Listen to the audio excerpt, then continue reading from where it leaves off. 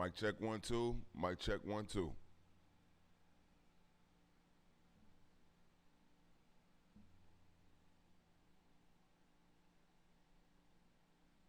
Mic check 1 2. Mic check 1 2.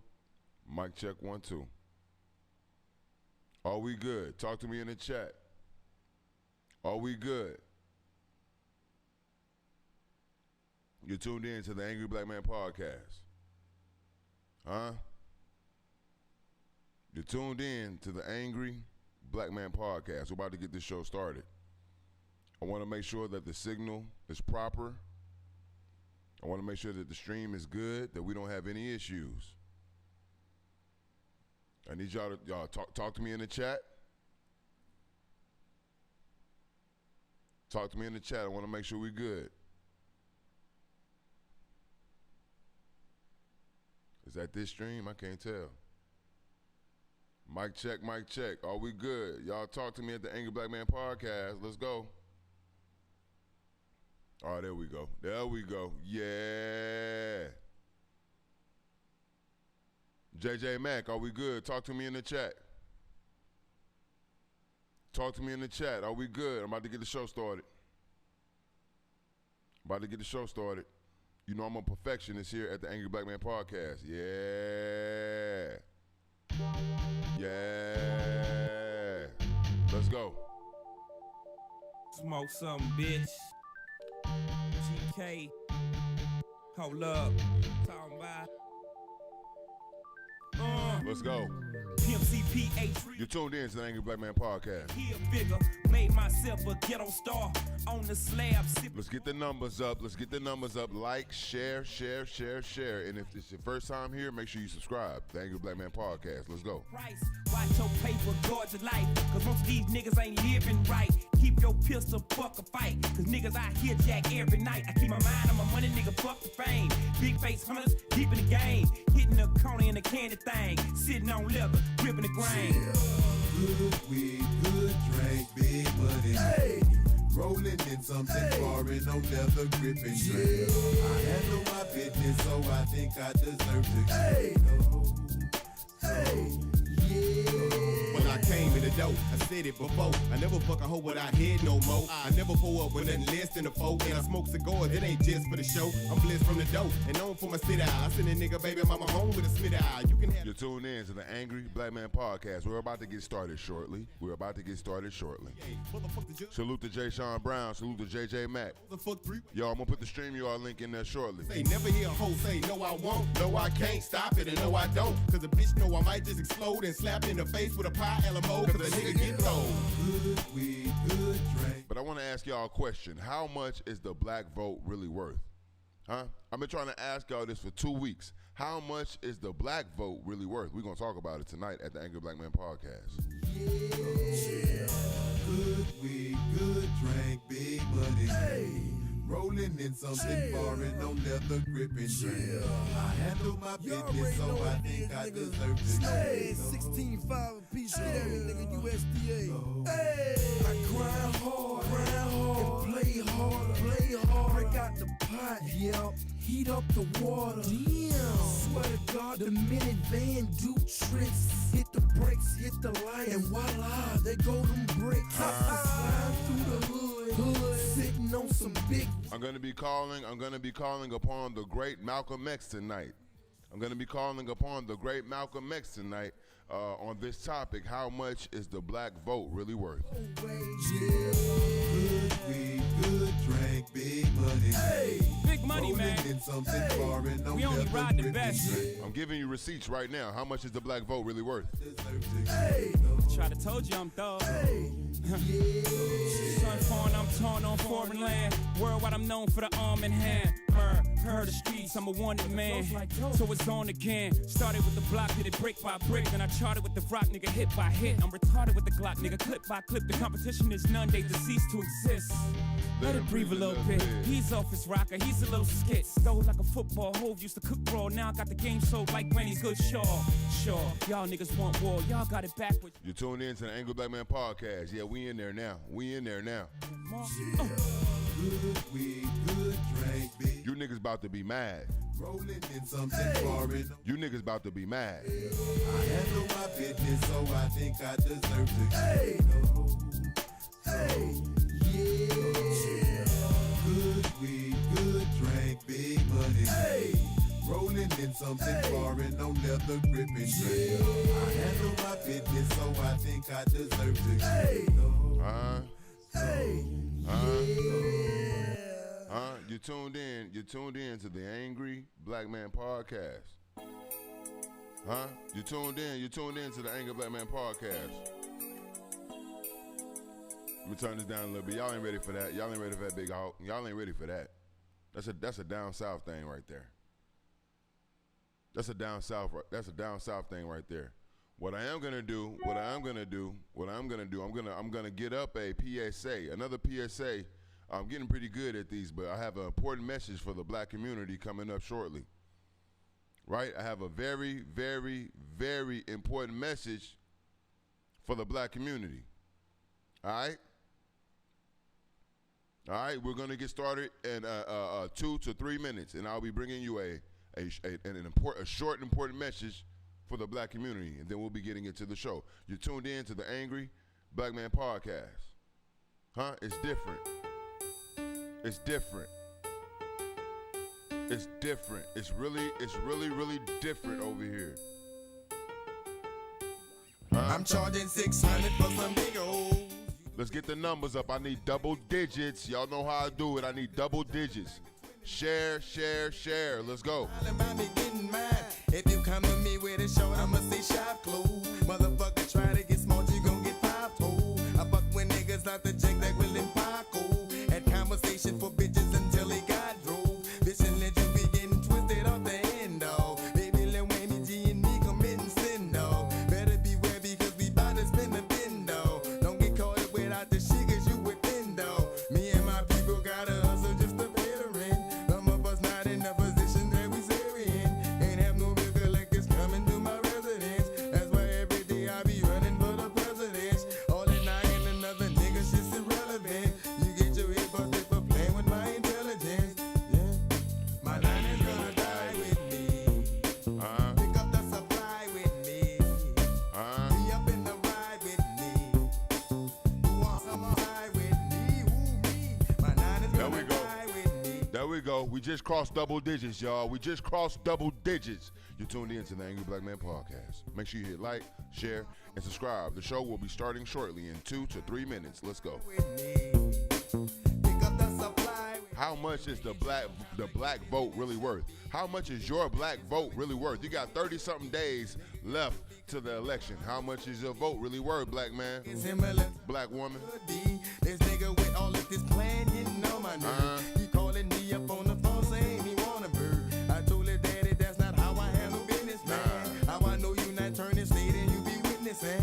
Doing business with you, I'm not even considering. Gotta be in the same theater around that you niggas in. Pay attention. Just remember, patience is a virtue. And keep your eyes open, cause niggas gon' observe you. They waiting for the perfect time that they can hurt you. And if they catch you off your bases, they gon' serve you. I wonder if my people locked up still remember me. I'm talking about you laying in broad and penitentiary. All my niggas, my nine is gonna die with me. Pick up the supply with me. You want some outside with me. Be up in the ride with me. Who me? My nine is gonna die Get my numbers up. Get my numbers up. with me. You want some outside with me.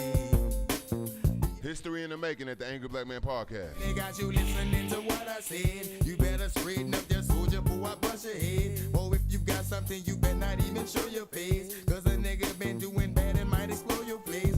Look, you know you not about it cause they know you pay. If you wanna go to war, I know what it takes. Come with a I'm about to give you niggas Juvenile and Malcolm X in the same hour. I'm about to give you niggas Juvie and Malcolm X in the same hour. Who else is doing that besides the Angry Black Man Podcast? Let's go. They know I'm getting lost. My truck is sitting on 20s and I'm hitting bros. If you get beside yourself, then you gotta go. You creeping on a CMB, that's not possible. I hit off 50 out my chopper and I got some more. You say you're ready for me, water, I don't really know. No, my nine is gonna die with me. You want some ride with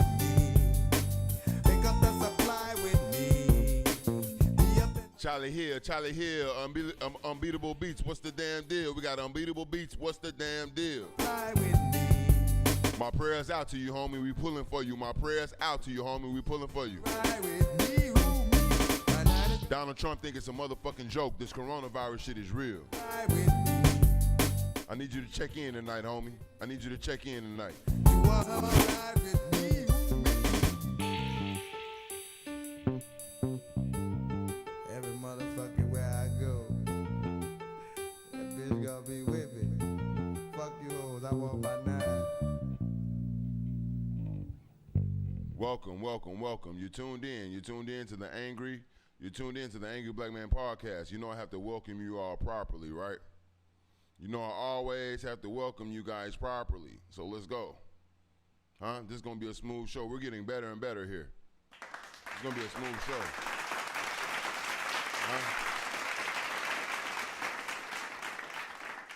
I'm going to give you niggas a deuce real quick. I'm going to give you niggas a deuce out the baby bottle. I'm finna give y'all 2 hours out the baby bottle, a deuce, right? Right? Before we get into how much is the black vote really worth, I gotta touch on MAGA Nation. You understand? A couple of things on MAGA Nation. I must be a fortune teller because Donald Trump got released from the hospital, right? And told y'all per beta, right, word for word, exactly what I said he was gonna say. Yes, he did. And then also I have a little PSA announcement, man. A very, very important message for the black community. As a matter of fact, I want to get to that first. I have a very, very important message. For the black community. You understand? This is brought to you by the Angry Black Man Podcast. All right? We're not playing. We're not fucking around here. All right? We're really putting in the work. We're really putting in the work. Let's go.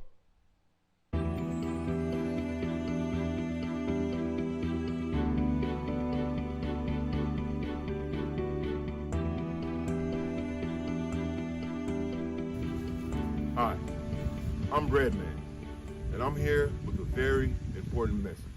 HIV and AIDS is still a very deadly issue. It can kill you without the proper medical attention. A lot of people seem to think HIV and AIDS is not a real threat anymore because of the advancements in medication, but this is a myth. In fact, in the black community, the CDC states African Americans account for a higher proportion of new HIV diagnoses compared to other race ethnicities in 2018. Simply put, African Americans are at a higher risk of getting infected with HIV than ever. One of the reasons for such staggering statistics is the shame, lies, and secrecy that come with an HIV diagnosis. Which brings me to my main reason for being here today. As of last week, the infamous King Face lost his life to what we are now calling controversial circumstances. This woman and several others have accused King Face of infecting them with HIV and intimidating them into silence. If you or anyone you know has a similar story, contact us here at the Angry Black Man Podcast. We want to hear your story, and we also want to tell it. We also advise you to use these resources to alert the authorities so no one else gets infected and so you can get help. There are many more stories like this in the black community, but today, this stops. Help fight HIV and AIDS. Protect yourself and protect others.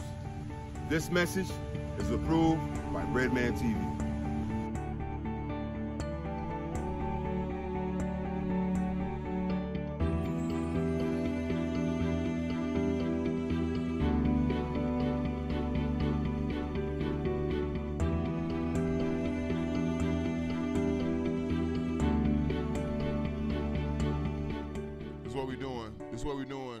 This is what we're doing at the Angry Black Man Podcast. I told y'all we really out here putting in the work, man.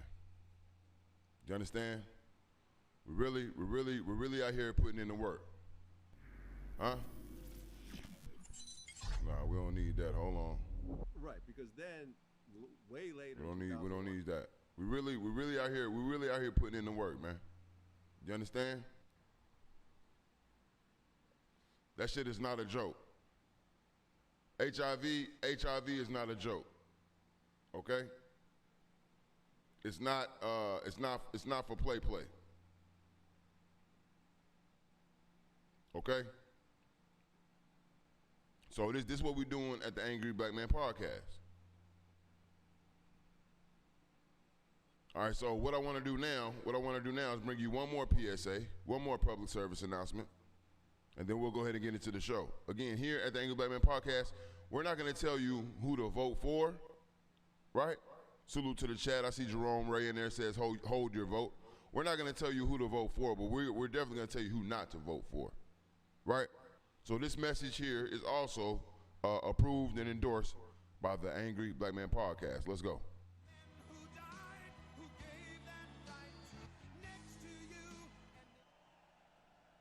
On the African American community. What do you have to lose? You're living in poverty. Your schools are no good. You have no jobs. 58% of your youth is unemployed. What the hell do you have to lose?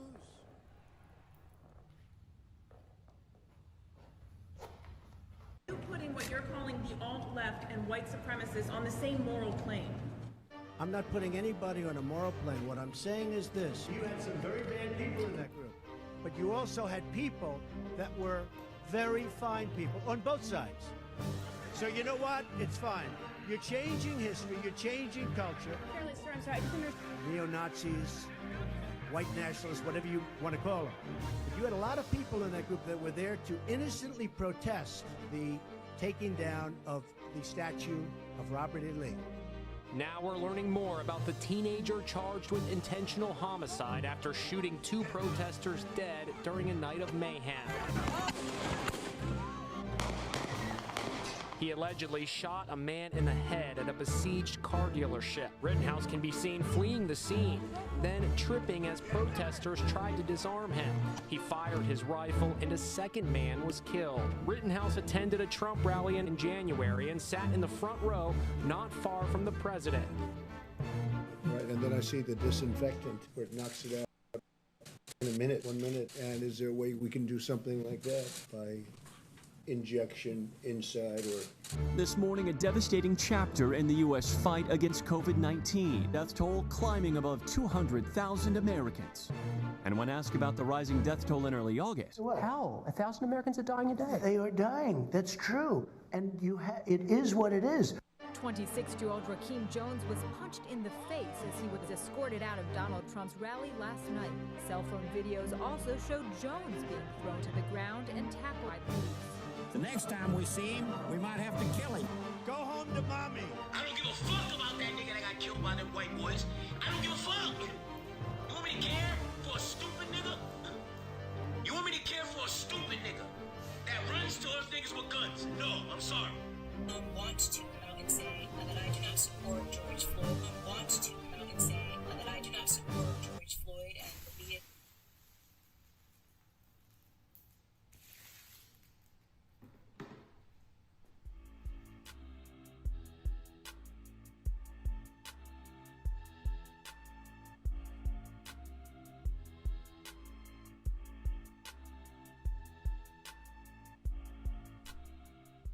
This is that was another message. That was another message approved.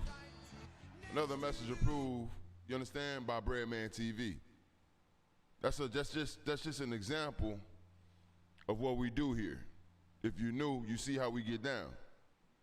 You see, we put in the real work here at the Angry Black Man Podcast. See, a lot of people that get up, they want to talk shit, right?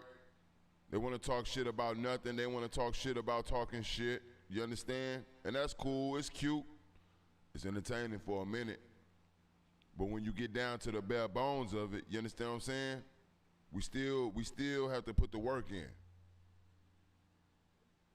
I need you to walk away from this podcast better than when you came. I always need you to walk away from this podcast with just a tidbit more knowledge than when you came. So we putting in the work here at the Angry Black Man Podcast. Today we're talking about the black vote, right? I want to know how much the black vote is worth because Breonna Taylor got me thinking about this. Before I get into this, let me go ahead and go to the chat. Let me go to the chat, man. I appreciate everybody for checking in, right? We got Jay Sean Brown. What's the damn deal? He says he looks so damn happy next to Trump, didn't he? Jay Sean Brown says also they ain't paying no reparations, so no vote. That's a fact. That's a fact. I'm with that. That's something I could get down with. Unbeatable Beat say thanks, bro. Yeah, we finna link up. We finna link up here shortly. We want to, matter of fact, let me put the stream link in. I'm about to put the StreamYard link in. This is for you, Charlie. I'm about to put the StreamYard link in there so you could come in. I wanna check on you. My man got coronavirus. While Donald Trump out here playing, we'll start with that. The leader of the free world is out, right? He got access to certain medicine that we don't have access to. And as I told y'all, he coming out talking shit. I told y'all he was gonna do this. I told y'all. Yogi says, we in the building. JJ Max says priceless. Yeah, we in. Let me get on Donald Trump ass first. Because this shit is really affecting people.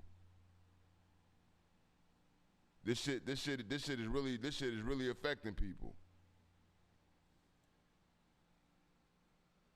Right? He think he doing something special by going in there, and then I told y'all exactly what he's gonna say, and I'm gonna put a clip together because I predicted the future. I told y'all the nigga was gonna say, yeah, I went in there, it was nothing, I beat it, I'm cured, 3 days, I don't know, I might be Jesus. That's what I said.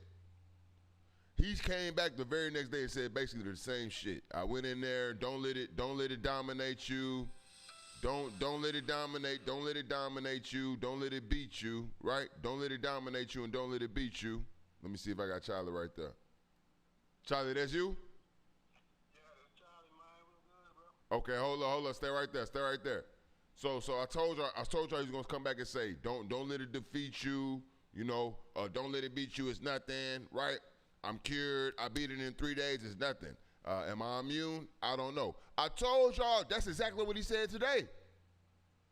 Now I told y'all just Sunday he was gonna come out and say this shit, my nigga. Damn near word for word. You understand? You have to hit that like button and hit that subscribe button and hit that share button for that, my nigga. That's real shit. I told y'all. The leader of the free world.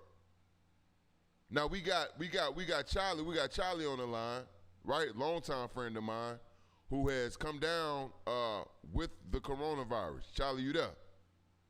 Yeah, I'm checked in, bro. I'm checked in. Okay, so are you in the hospital? Well, where are you currently? Are you right now? Are you at home? Are you in the hospital? What's your status?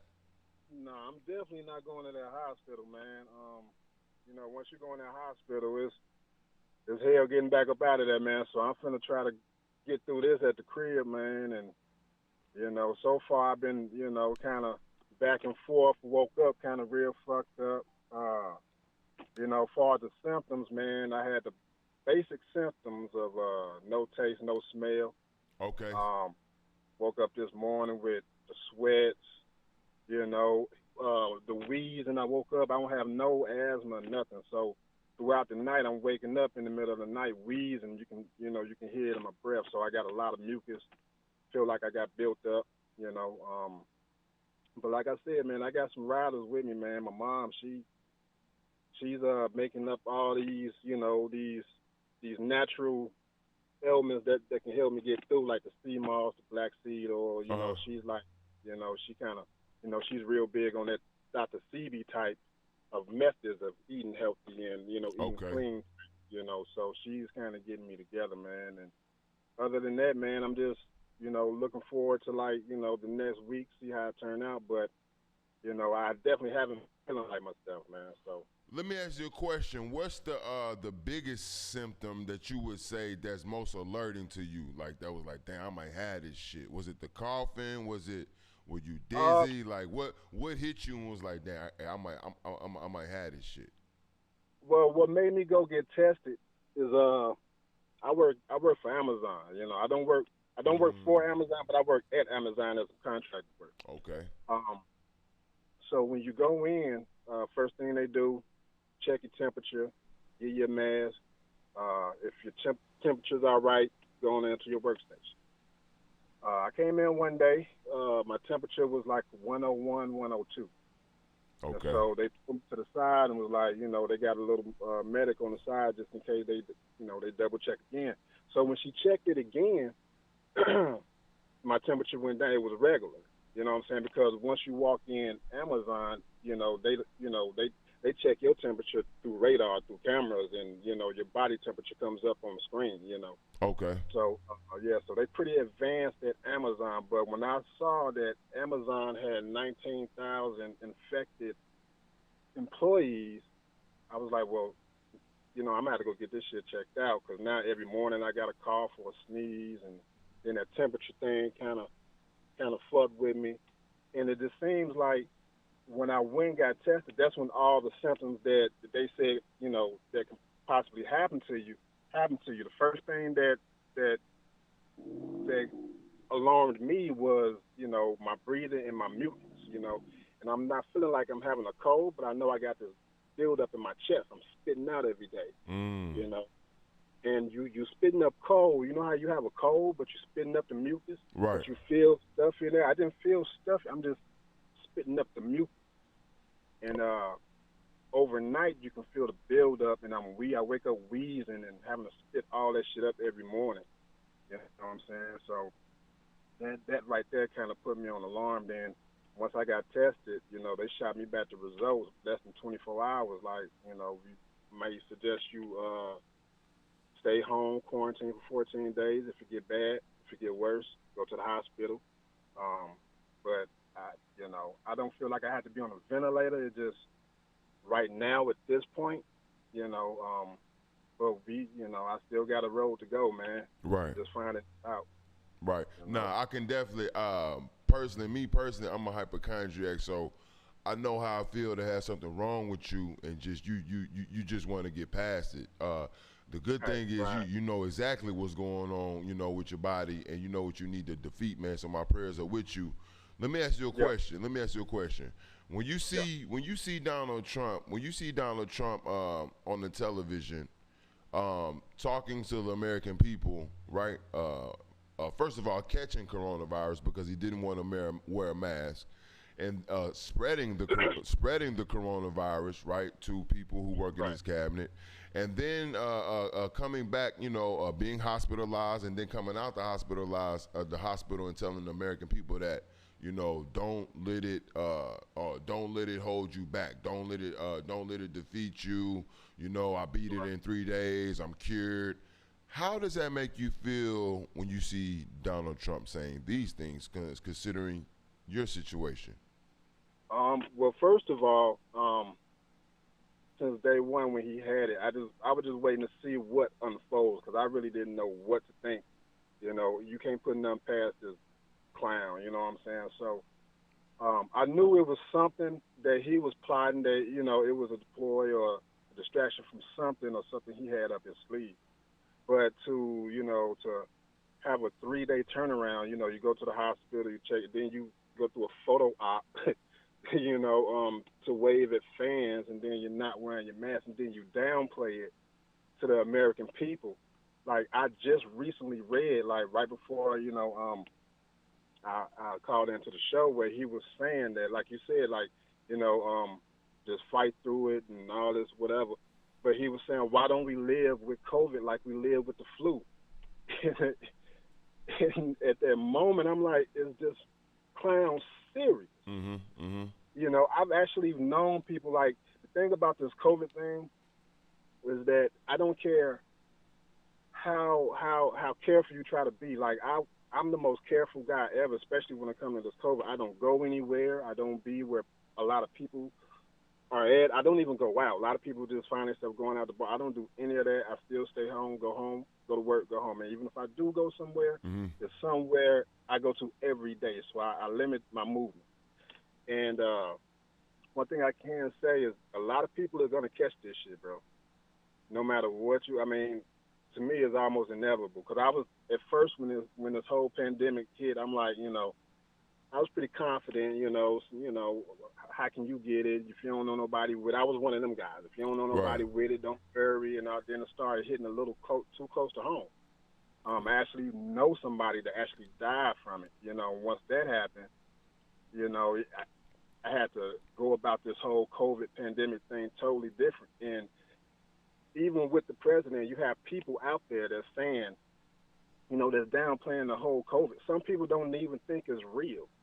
You know what I'm saying? Like, and I can't fathom that. Like, it's crazy to me that people are walking around and, you see it, it's in your face, but you want to be so woke and so smart that you want to downplay a whole disease that people are dying from.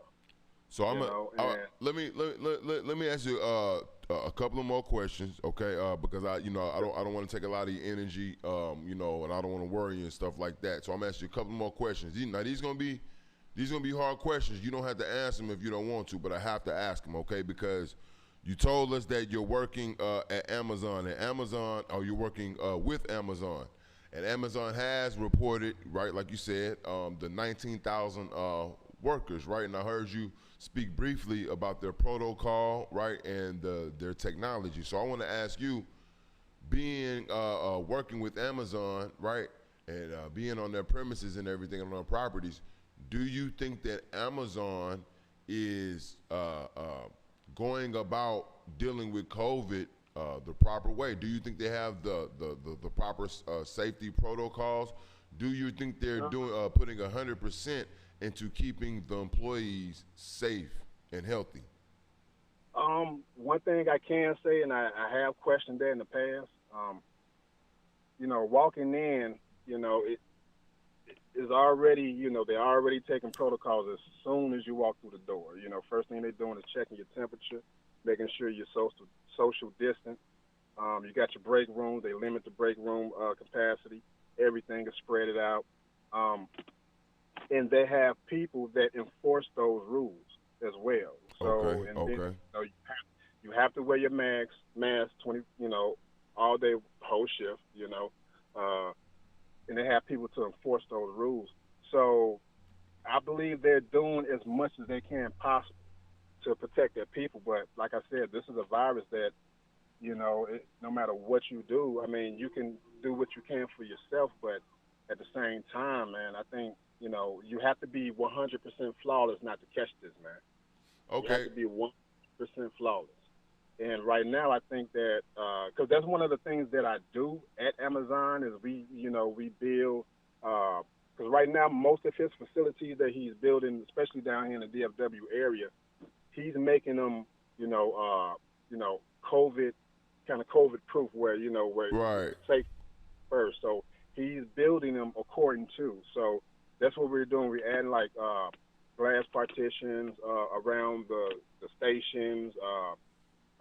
We are rearranging some of the equipment so we can space them out further from each other. But like I said, I mean, as long as people just walking past each other all day and interacting, there's not going to be much that you can do.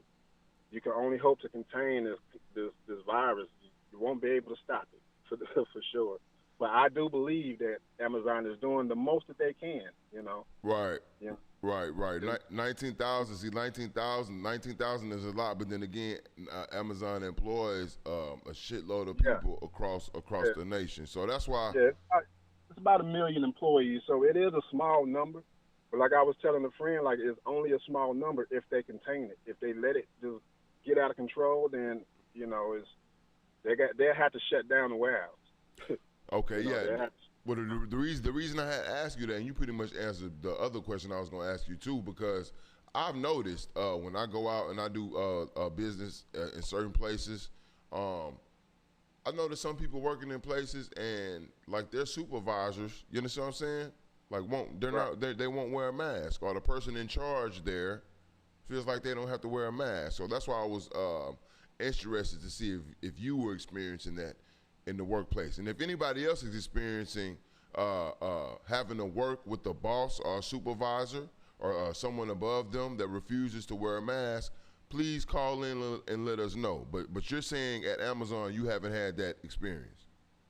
No, everything was required. You have to wear a mask. You have to social distance. Mm-hmm. If not, they're gonna write you up. They're gonna remove you from the premises. So they're pretty serious. But like I said, they have so many, and their facilities are so huge, and they employ like so many people. Mm-hmm. It's bound to happen. Somebody can bring it in from there, wherever they caught it from outside the job, bring it in, spread it. We've touched something, we forget to sanitize our hands. Next thing you know, we're spreading it around, the facility. Right. Yeah, things right here, man. Yeah, Amazon is definitely mandatory. They don't play around. They definitely don't play. Okay. Well, man, brother, you are definitely in our prayers. You understand what I'm saying? We definitely want you to take care of yourself, man. We will be checking in with you, man. You know what I'm saying? Stay up, stay alert. You know what I'm saying? And knock this shit out, man. Let us keep in touch with us and let us know how you doing, man. Yeah, I'll definitely be giving you an update, how I'm doing, my progressions, so I just to keep awareness for people, just to have people aware of what's going on. This is real important to me. Right, yeah, because they say it could turn at any minute. You can be good, and then it can go down. So yeah, we wanna kind of like you said, like a chronicle. You feel me? Or kind of like a blueprint of what we looking at when we dealing with this shit, man. So we appreciate you calling in, brother. Okay, no problem, man. Anytime, Brett. All right, man. You hold it down and stay up. Hey, you too, man. Have a good show, bro. Bet that. Man, salute to my guy, man. Salute to my guy, man. I told y'all, man, this shit is for real, man. This shit is for real, man. Let's give Charlie a round of applause, man, for calling in and talking to the people.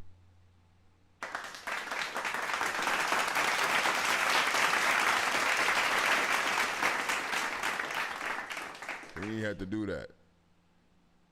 You understand what I'm saying?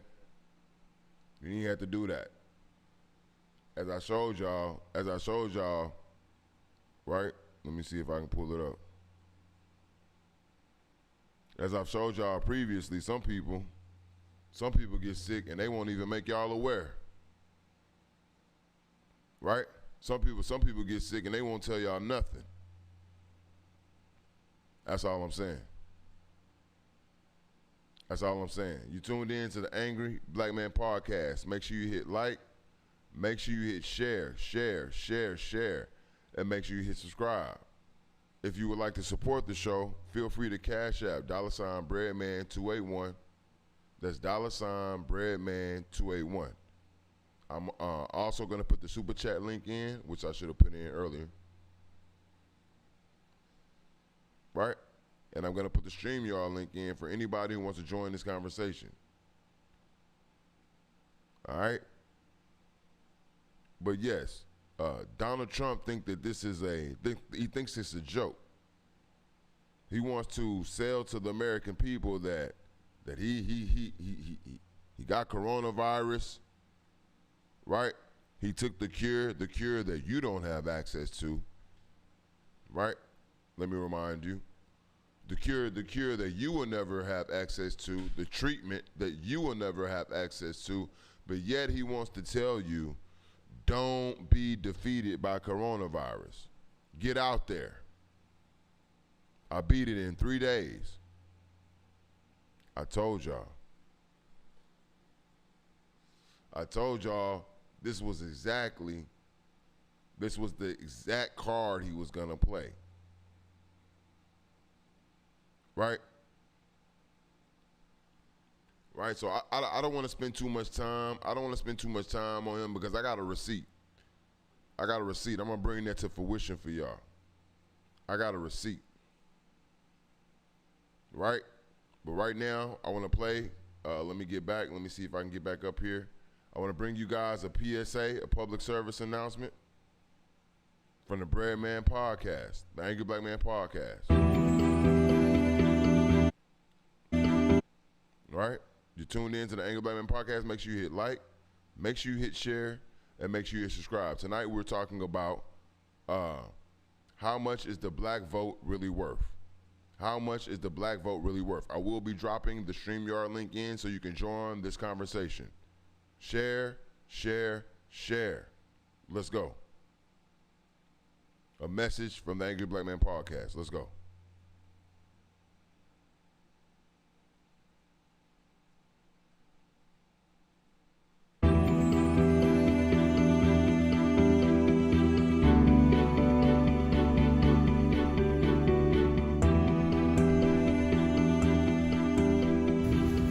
Hi, I'm Redman, and I'm here with a very important message.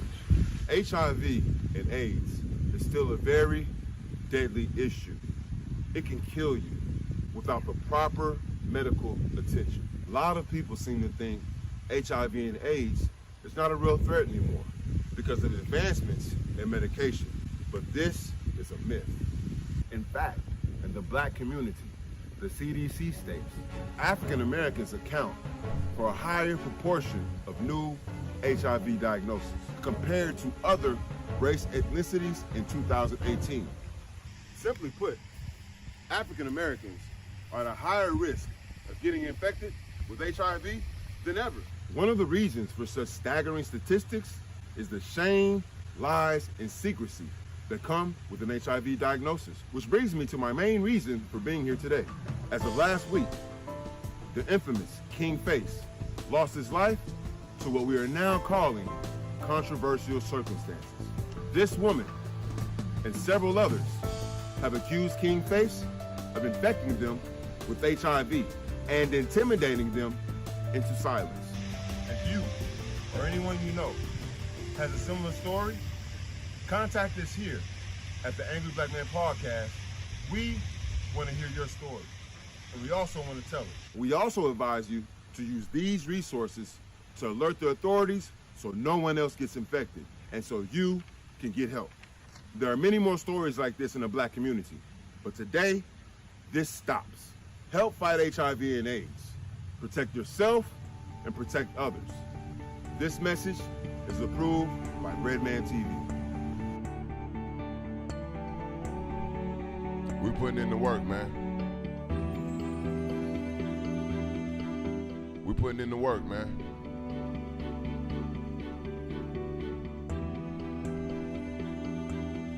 You tuned in to the Angry Black Man podcast.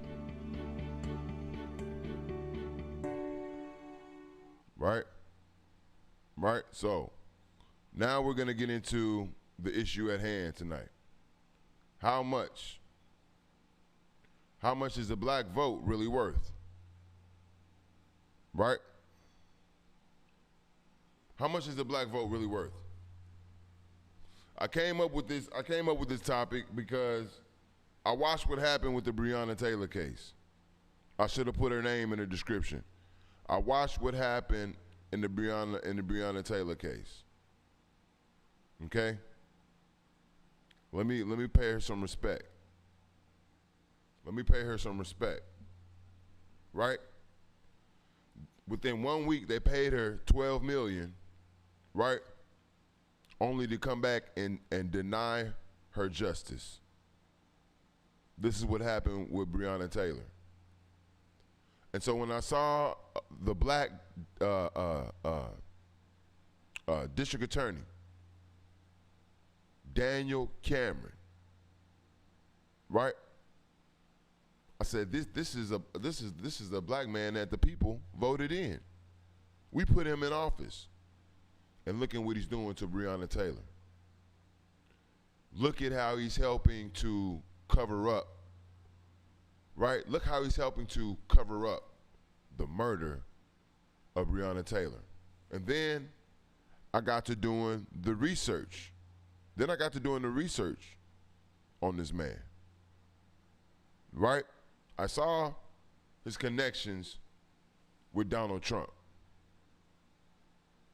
right? I recognized immediately that he was a Trump baby. That's what I call him, a Trump baby. A political Trump baby. Then it all started to make sense, right? Unlike so many other people, mind-boggled and heart-torn about what happened with Breonna Taylor, due just to a little research, I can at least understand exactly what's going on.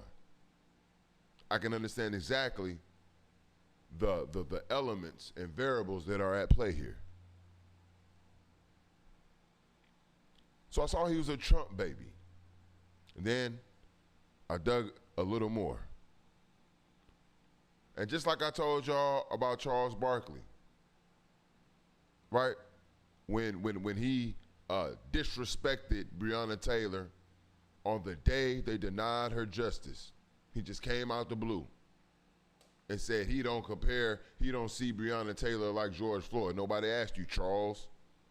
Yet you told the world this during the NBA playoffs. And then I exposed Charles, right? Didn't I expose y'all? I said all you have to do is follow them home. I said all you have to do a lot of times is follow them home. And they will show you. Right? So when I got to Daniel Cameron, the Trump baby, what do you know? What do you know? It didn't change. Huh? All you have to do is follow these men home. He doesn't represent me, and he doesn't represent you. And sadly, when you look in the public eye, when you look into the public offices, right?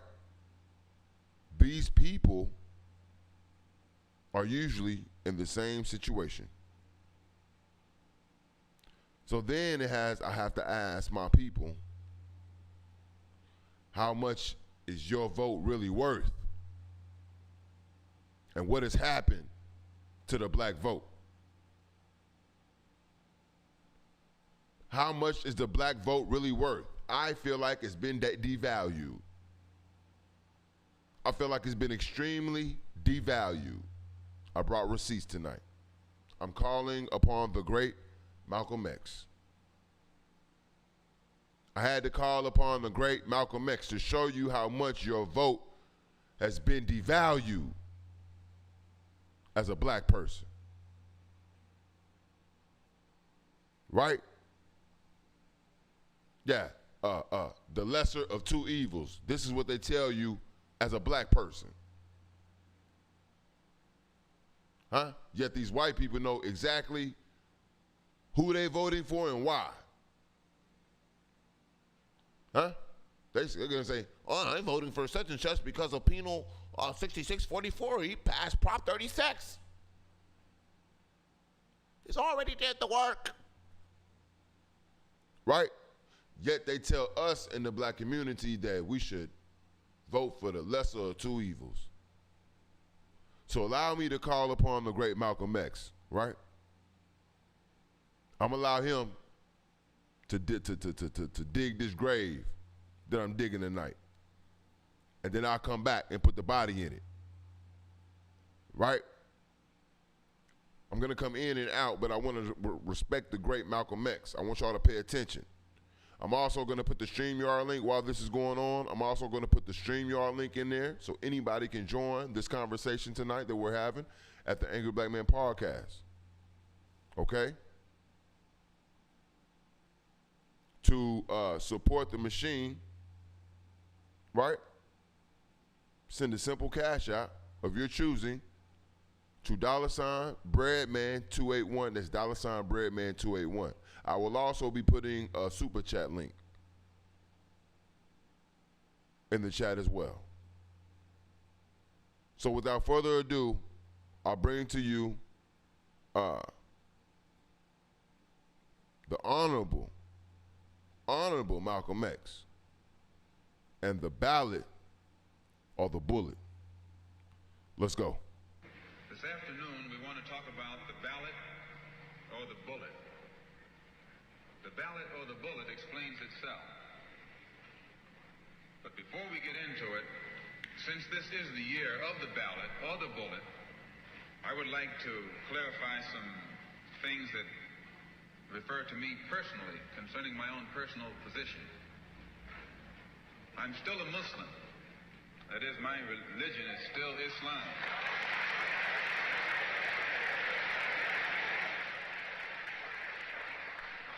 My religion is still Islam. In fact, I'm a black nationalist freedom fighter.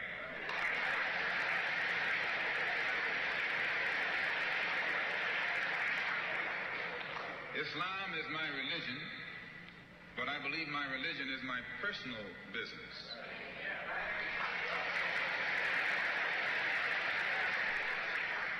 It governs my personal life, my personal morals, and my religious philosophy is personal between me and the God in whom I believe, just as the religious philosophy of these others is between them and the God in whom they believe. And this is best this way. Were we to come out here discussing religion, we'd have too many differences from the outstart, and we could never get together. So today, though Islam is my religious philosophy, my political, economic, and social philosophy is black nationalism. You and I... Nah, he basically breaking down to y'all, right?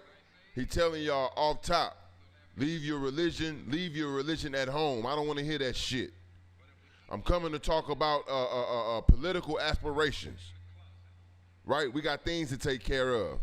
So if we show up here with this Christianity, this Muslim, all this other stuff everywhere, we're going to be bigger. We know what that is. Against the enemy who is common to all of us.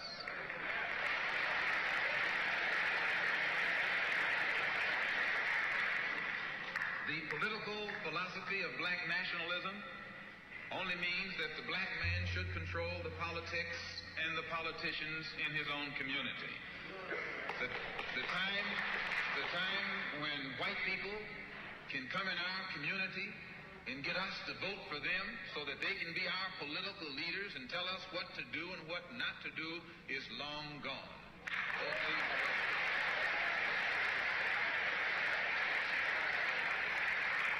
By the same token, the time when that same white man, knowing that your eyes are too far open, can send another Negro into the community and get you and me to support him so he can use him to lead us astray, those days are long gone.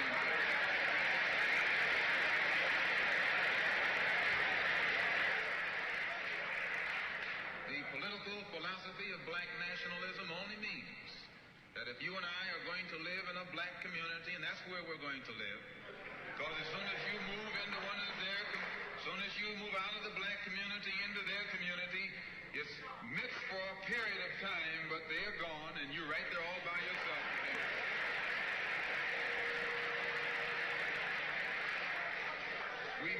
We must understand the politics of our community, and we must know what politics is supposed to produce.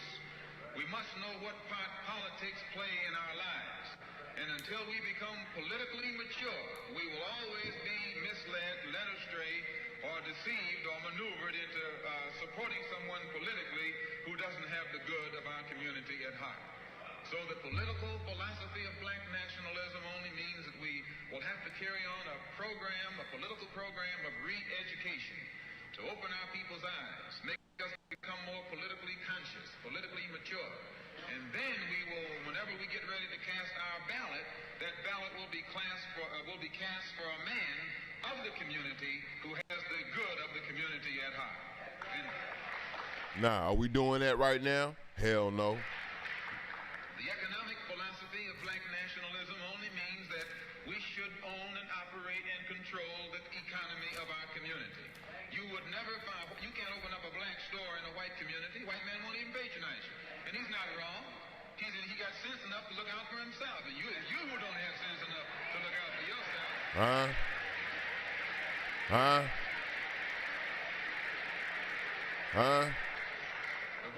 The white man is too intelligent to let someone else come and gain control of the economy of his community. But you will let anybody come in and control the economy of your community. Control the housing, control the education, control the jobs, control the businesses under the pretext that you want to integrate. No, you're out of your mind. Come on, man.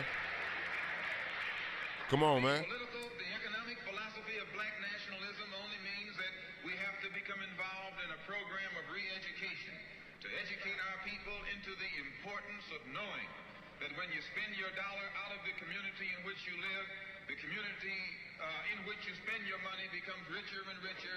The community out of which you take your money becomes poorer and poorer. And because these Negroes who have been misled, misguided, are breaking their necks to take their money and spend it with the man. The man is becoming richer and richer, and you're becoming poorer and poorer. And then what happens? The community in which you live becomes a slum. It becomes a ghetto. The conditions become run down. And then you have the audacity to complain about poor housing in a rundown community. Why, you run it down yourself when you take your dollar.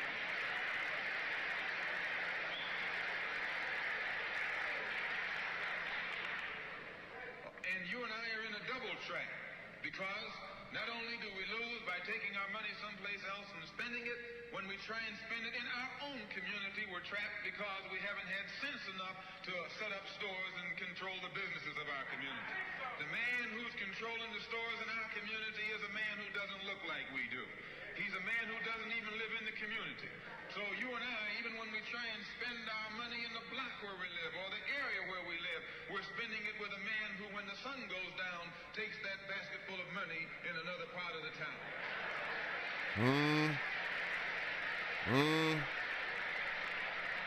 Now I ask you, are we not stuck in the same cycle? We talk about the black dollar, the black dollar, the black dollar. We don't even know what to do with the black dollar. What worth is the black dollar when you can't spend the black dollar with your own people? You know how hard that is. We still stuck in the same cycle. Pay attention. Capitalism shows our people the importance of setting up these little stores and developing them and expanding them into larger operations. Woolworth didn't start out big like they are today. They started out with a dime store and expanded and expanded and expanded until today they're all over the country and all over the world, and they're getting some of everybody's money. Now this, what you and I in General Motors, the same way, didn't start out like it is. It started out just a little rat race type operation. And it expanded and expanded until today is where it is right now. And you and I have to make a start. And the best place to start is right in the community where we live.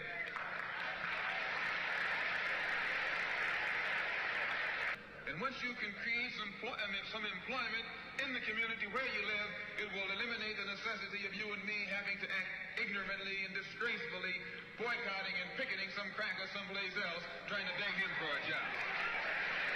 Come on, man. Come on, man. We're going to forget religion. If we bring up religion, we'll be in an argument. And the best way to keep away from arguments and differences, as I said earlier, put your religion at home, in the closet.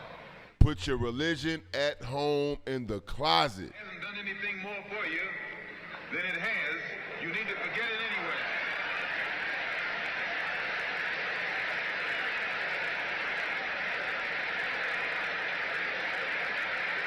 Now look, and for anybody who sends in the Super Chat donations or the Cash App, make sure y'all leaving a little note there, man, so I can make sure to give y'all proper credit where it's due, man. We all have the same problem. They don't hang you because you're a Baptist. They hang you because you're black.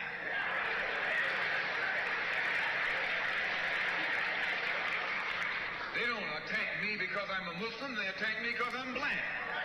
They attack all of us for the same reason. All of us catch hell from the same enemy. We're all in the same bag. Salute to Jay Sean Brown. Jay Sean Brown. Salute to Jay Sean Brown for the Cash App. Now pay attention, man. He say leave your religion at home. Stay, and basically to all the coons, leave the coonery at the crib. We all the same color. They don't hang you because of your political party affiliation. They hang you because you black. That's what Malcolm X told you. Walking around here singing, "We shall overcome." The government has failed.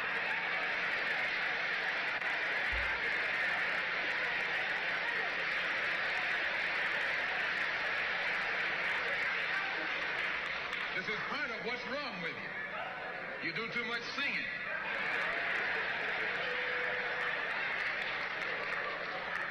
Today it's time to stop singing and start swinging.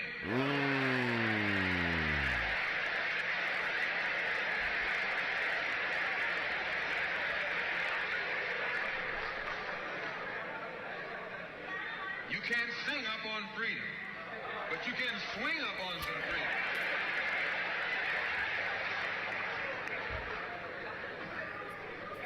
The government itself has failed us, and the white liberals who have been posing as our friends have failed us. And once we see that all these other sources to which we've turned have failed, we stop turning to them and turn to ourselves. We need a self-help program, do it yourself philosophy, do it right now philosophy, it's already too late philosophy.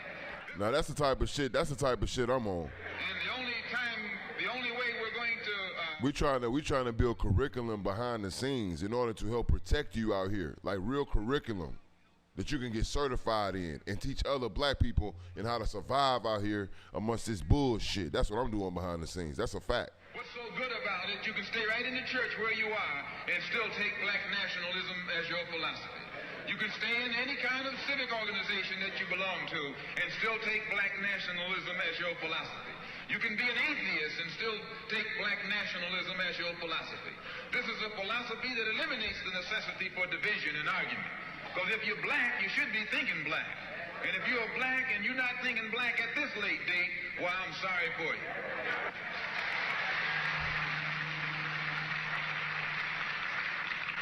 Once you change your philosophy, you change your thought pattern. Once you change your thought pattern, you change your attitude.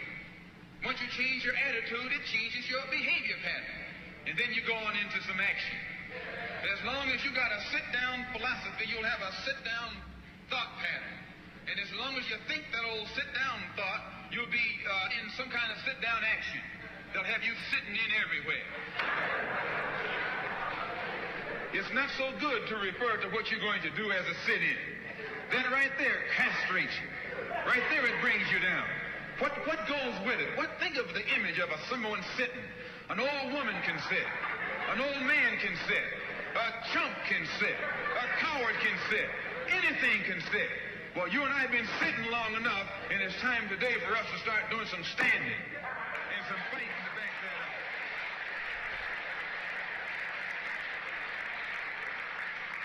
When we look at other parts of this earth upon which we live, we find that black, brown, red, and yellow people in Africa and Asia are getting their independence. They're not getting it by singing "We Shall Overcome." No, they're getting it through nationalism. It is nationalism that brought about the independence of the people in Asia. Every nation in Asia gained its independence through the philosophy of nationalism. Every nation on the African continent that has gotten its independence brought it about through the philosophy of nationalism. And it will take black nationalism to bring about the freedom of 22 million Afro-Americans here in this country where we have suffered colonialism for the past 400 years.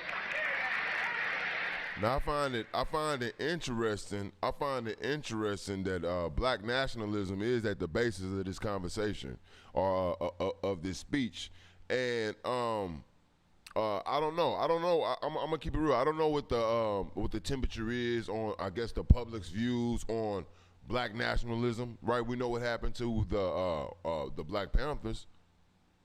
We know exactly what happened to the Black Panthers. Right?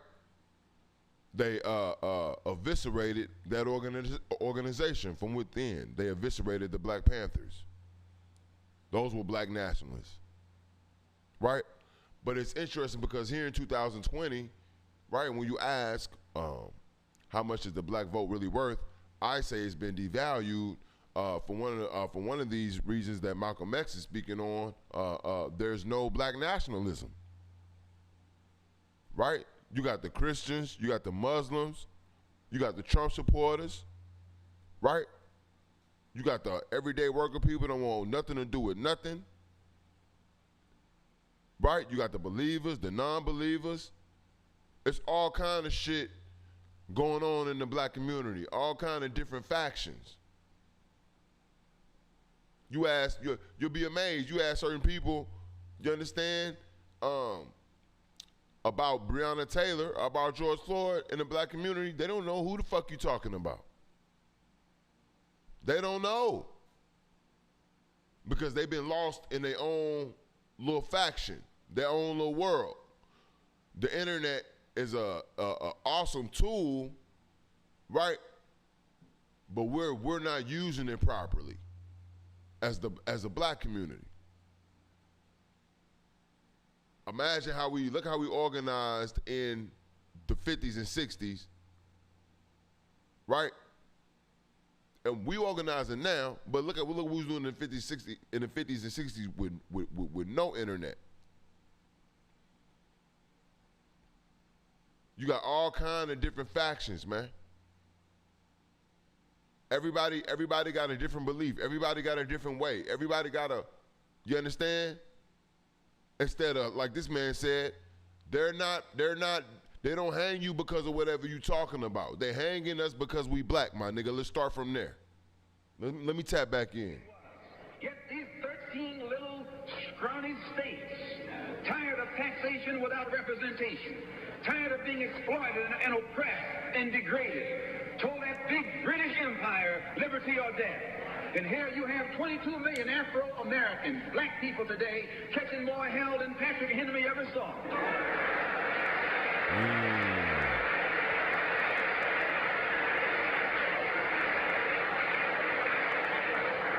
And I'm here to tell you, in case you don't know it, that you got a new generation of black people in this country who don't care anything whatsoever about ours.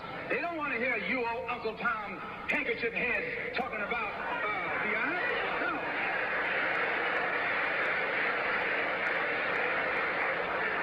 This is a new generation because this is the year of politics.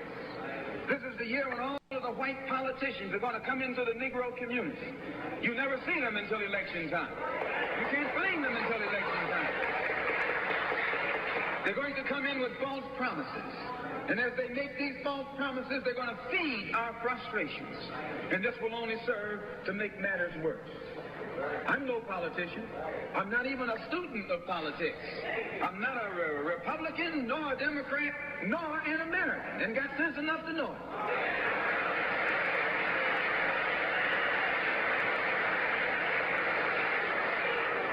I'm one of the 22 million black victims of the Democrats. One of the 22 million black victims of the Republicans, and one of the 22 million black victims of Americanism. Now, again, there is another glaring point to Malcolm X in this speech right here. He was clearly saying, and I'm paraphrasing, fuck both parties. I'm a black man, and it's enough black people with the same black problem for us to come up with a black political solution. Let's go. Political consciousness, becoming politically mature. And as they develop this political maturity, they're able to see the recent trends in these... I mean, how much is your vote really worth if you've pulled your pants down, right, and turn all your votes into one party? Or if you run around here promoting one party every all 4 years, all the goddamn time. Either way you go, that's who gets it. That's why they can't figure me out. They don't know where I stand. They don't know where I lie. Stay in the doghouse. Nigga, I'm a black man. You know what it is.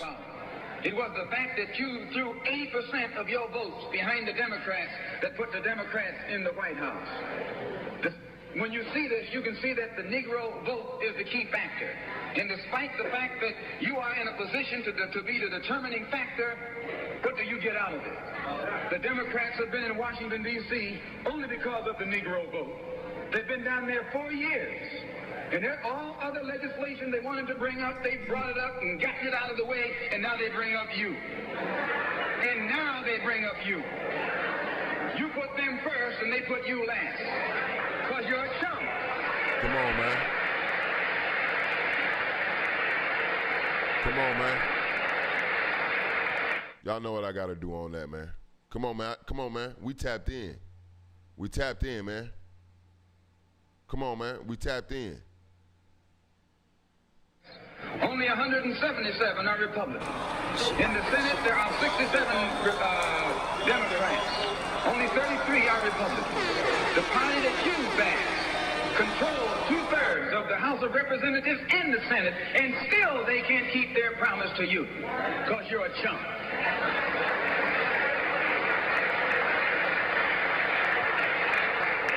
Anytime you throw your weight behind a political party that controls 2/3 of the government, and that party can't keep the promise that it made to you during election time, and you're dumb enough to walk around continuing to identify yourself with that party, you're not only a chump, but you're a traitor to your race. But you niggas don't want to hear that. Y'all don't want to talk about it. And what kind of alibi do they come up with? They got a thing that they call gerrymandering. They maneuver you out of power. Even though you can vote, they fix it so you're voting for nobody. They got you going and coming. In the South, they're outright political wolves. In the North, they're political foxes. A fox and a wolf are both canine. Both belong to the dog family.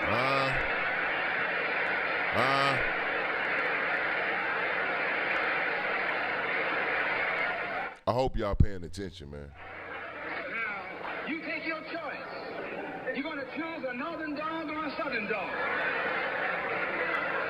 Because either dog you choose, I guarantee you, you'll still be in the doghouse. This is why I say it's the ballot or the bullet. It's liberty or it's death. It's freedom for everybody or freedom for nobody.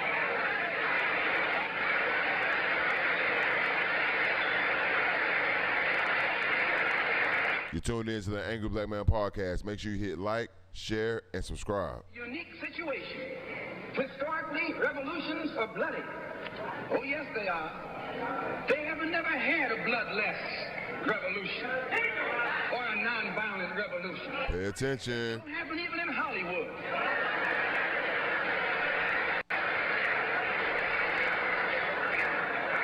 You don't have a revolution in which you love your enemy. And you don't have a revolution in which you are begging the system of exploitation to integrate you into it.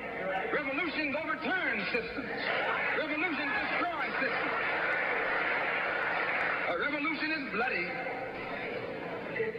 But America is in a unique position. She's the only country in history in a position actually to become involved in a bloodless revolution. The Russian Revolution was bloody. Chinese Revolution was bloody. French Revolution was bloody. Cuban Revolution was bloody. And there was nothing more bloody than the American Revolution. But today, this country can become involved in a revolution that won't take bloodshed. All she's got to do is give the black man in this country everything that's doing. Everything.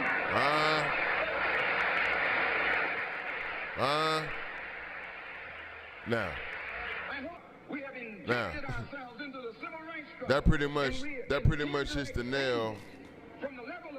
That pretty much hits the nail on the coffin. Let me get back up. Oh yeah.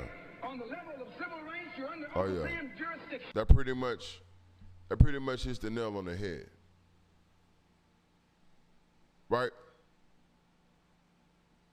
How can you not reevaluate your black vote after listening to Malcolm X over 50 years ago? Huh? He was banging on the Republicans and the Democrats. Huh? Told the black people to leave your religion at home in the closet. Huh? Said we need to take this issue to the world court before we even start thinking about reparations. America is guilty of crimes against humanity.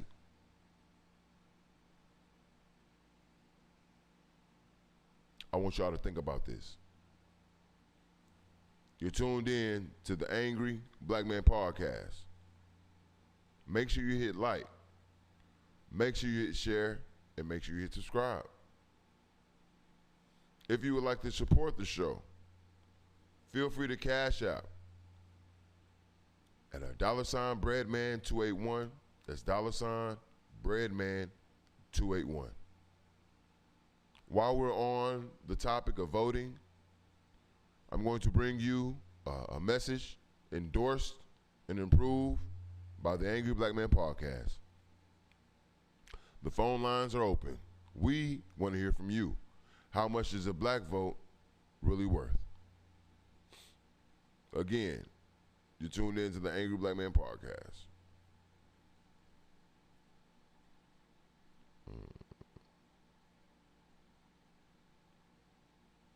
Where is it?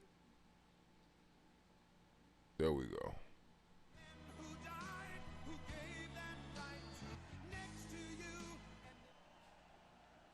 On the African American community. What do you have to lose? You're living in poverty. Your schools are no good. You have no jobs. 58% of your youth is unemployed. What the hell do you have to lose?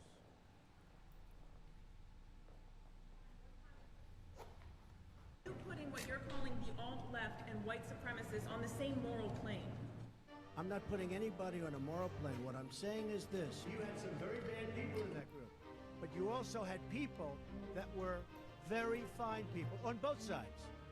So you know what? It's fine. You're changing history. You're changing culture. Neo-Nazis, white nationalists, whatever you want to call them. But you had a lot of people in that group that were there to innocently protest the taking down of the statue of Robert E. Lee.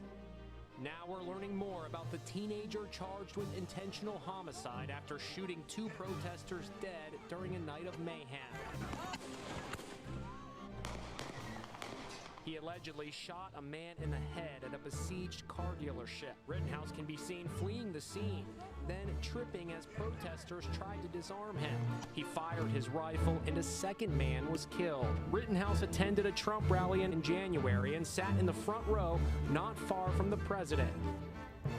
Right, and then I see the disinfectant where it knocks it out in a minute, 1 minute. And is there a way we can do something like that by injection inside or... This morning, a devastating chapter in the U.S. fight against COVID-19. Death toll climbing above 200,000 Americans. And when asked about the rising death toll in early August... How? 1,000 Americans are dying a day. They are dying. That's true. And it is what it is. 26-year-old Rakeem Jones was punched in the face as he was escorted out of Donald Trump's rally last night. Cell phone videos also showed Jones being thrown to the ground and tackled by police. The next time we see him, we might have to kill him. Go home to mommy. I don't give a fuck about that nigga that got killed by them white boys. I don't give a fuck. You want me to care for a stupid nigga? You want me to care for a stupid nigga that runs towards niggas with guns? No, I'm sorry. I want to come out and say that I do not support George Floyd. I want to come out and say that I do not support George Floyd and the vehicle.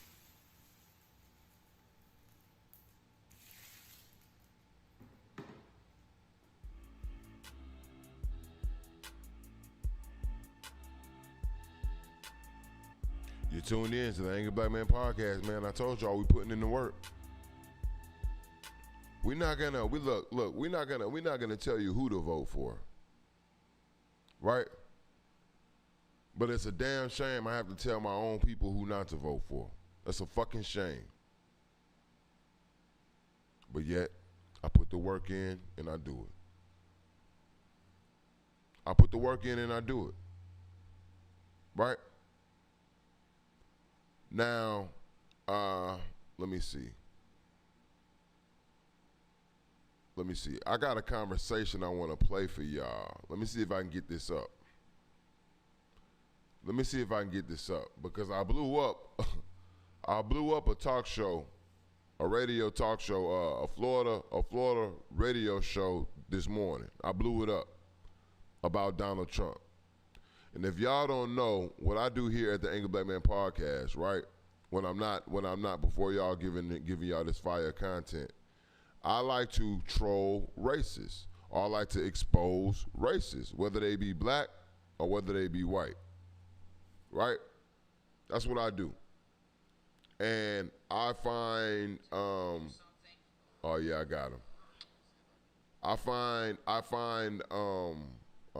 it beautiful when I'm able to break one down and expose one, right? So what I'm gonna do, yeah, we got to expose. Yeah, we're gonna do that. What I'm gonna do right now while I'm getting this already behind the scenes, you're tuned in to the Angry Black Man Podcast, right? We get a little music up for y'all, man. Talk to me in the chat, y'all. Talk to me in the chat. Because this body I'm about to give y'all is crazy, right? Brian Craig, look him up, on one of the longest, on the longest running radio talk show in Florida, right? Basically a MAGA station. That's what I call it, a MAGA station. You understand? And so I was interested to see what exactly his thoughts were on the coronavirus. Because I told you, I said, in the spirit of Donald Trump, I feel like he's weak. That was my thoughts, right? He's a weak man. I feel like this is what Donald Trump would say. I wouldn't normally feel like this, but until I met Donald Trump, it makes sense. He's a weak man, right? So I called this radio station up. So while I'm getting these receipts ready back here, right? I'm gonna put a couple of more links in there for y'all, and I just want y'all to fall back and enjoy the show. I got a warm body coming up. Niggas like when I do this shit. Niggas love when I do this shit. I got to give y'all the visuals. In world news today, officials decree that rapper Brad Jordan face must be stopped. After being monitored by Secret Service agents for 2 years, evidence leads tobacco and firearms officials to believe that his literally dope lyrics promote drug usage and distribution, degrade women, influence gambling, promote and teach violence, and more importantly, it's influencing our minors and destroying our communities. Officials say he's a lord of underground rap. Him and his music must be stopped. We got this whole motherfucker on the mission. Now the whole entire world has gotta try to come up with a quick decision. They claim we threats to society, and now they calling on the government to try to make somebody quiet me for the bullshit they done to me. Gangsta Nip Spice sporting a Tupac never gave a gun to me, so gangsta rap ain't done shit for that. I've even seen white folks from River Oaks go get to get. So why you trying to kick some dust up? America's always been known for blaming us niggas for they fuck ups, and we were always considered evil. Now they're trying to bust our only code of communicating with our people. Let's peep the game from a different angle. Matt Dillon pulled his pistol every time him when someone tangled. So why you criticize me for the shit that you see on your TV that breaks worse than PG? Just bring your ass to where they got me, so you can feel the hand of the dead body. Nigga, don't believe that song. That nigga's wrong. Gangsters don't live that long.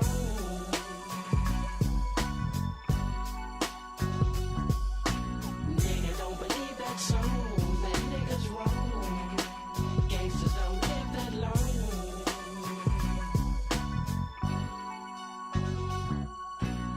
So now they trying separation and sending black folks in white coats to infiltrate our congregation, tapping into our conversation, saying the message that they get bring forth wrong premeditations. So David's got a silver man, while listening to Brad, David gets pissed and killed his dad. David Duke's got a shotgun. So why you get upset? Cause I got one, a test kit, a task. Ooh, I got a warm body coming up, y'all. I got a warm body coming up. It's cooking. It's cooking. Open and shut situation. Oh, Cop man. gets got, they wanna blame it on my occupation. If you don't dig me, then nigga, you can sue me. Cause the shit that I be saying ain't worse than a Western movie. Don't blame me, blame your man got it. So you can feel the hand of the dead body. Nigga, don't believe that song. That nigga's wrong. Gangsters don't live that long. R.I.P. the King Face. Nigga, don't believe that song. That nigga's wrong. Gangsters don't live that long. R.I.P. the King Face. You best to free your mind before I free my nine and stop fucking with devoid of pop or feel my hot rocks. Bang bang, boom boom, ping ping. I'm the black. White boys got a magazine and don't know how to act. I attack and make you vomit. Down with Khaled Abdul Muhammad. Dewey got a brother, I'm McNair. I'm the illest. Wanna kill this house nigga Don Cornelius. Can you feel this? You punk niggas make me sick. Sucking on the devil's dick, scared of revolution. Need to start douching. Houston is the place. I caught a case. The motherfuckers tried to put a scar on my face, but I bust 2 times to the guts. Do the Reverend Calvin butts. Got a pair of nuts. I started this gangster shit in 86. Now you're dissing me for publicity. Isn't he a hoe to the 3rd degree? Who me? I'm a G that like to scrap a lot. Down with rap a lot, and I can't stop, won't stop. So fuck Bill and Hillary. Ice Cube, it ain't no killing me. Ice Cube, Scarface, dropping it on these sellout ass niggas. Doing it like Nigga don't believe that song, that nigga's wrong. Gangsters don't live that long.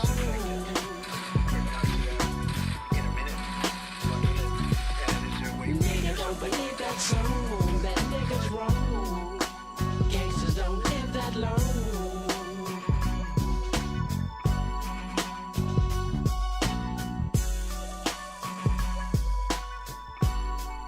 God damn, I'm getting nice at this, baby. I told y'all I had a warm body coming up, didn't I? I told y'all I had a warm body coming up, didn't I? Huh? Let me get him up. I'm getting my summer jam screen ready. Oh man, it's about to be glorious. It's about to be glorious. It's about to be glorious. Top drop squeeze on. I'm bouncing big body. 12 gauge shot. Hitting licks on my trolley. In and out the line. Bubble kick on recline. You can say I'm on that water. There we go. I told y'all what I was about to do. Let me get you up. Captain. Now, let me give him. I told y'all I had a warm body coming up. Let me give him his proper introduction. Let me give you all Florida's finest, Brian Craig. I'm gonna give you all his proper introduction. Where's my summer jam screen? I told y'all this is what I do. This is an improv, but I'm gonna get it off. Here you have, lies before you, Brian Craig, an infamous radio host from Florida, talk show radio host. You know, one of those political, like Rush Limbaugh. Yeah, y'all thought I was playing. This was the fuck I do. This what I do. You understand? I really be about the shits. You got to stand on it. Check my record. So this radio station is number 1. You understand? And it's what I call a Trump station. You understand? And so I wanted to call in and ask Brian about his thoughts on Donald Trump getting sick. Because again, I think he's weak. And this is in the spirit of Donald Trump. He's a weak president because he caught coronavirus. You should never follow a guy who's come down with a bad case of coronavirus. You can't depend on him. He's unreliable. Right? I set the mood for Brian. And this is what I got. Pay attention, y'all. Decision. Do this all 352-3782.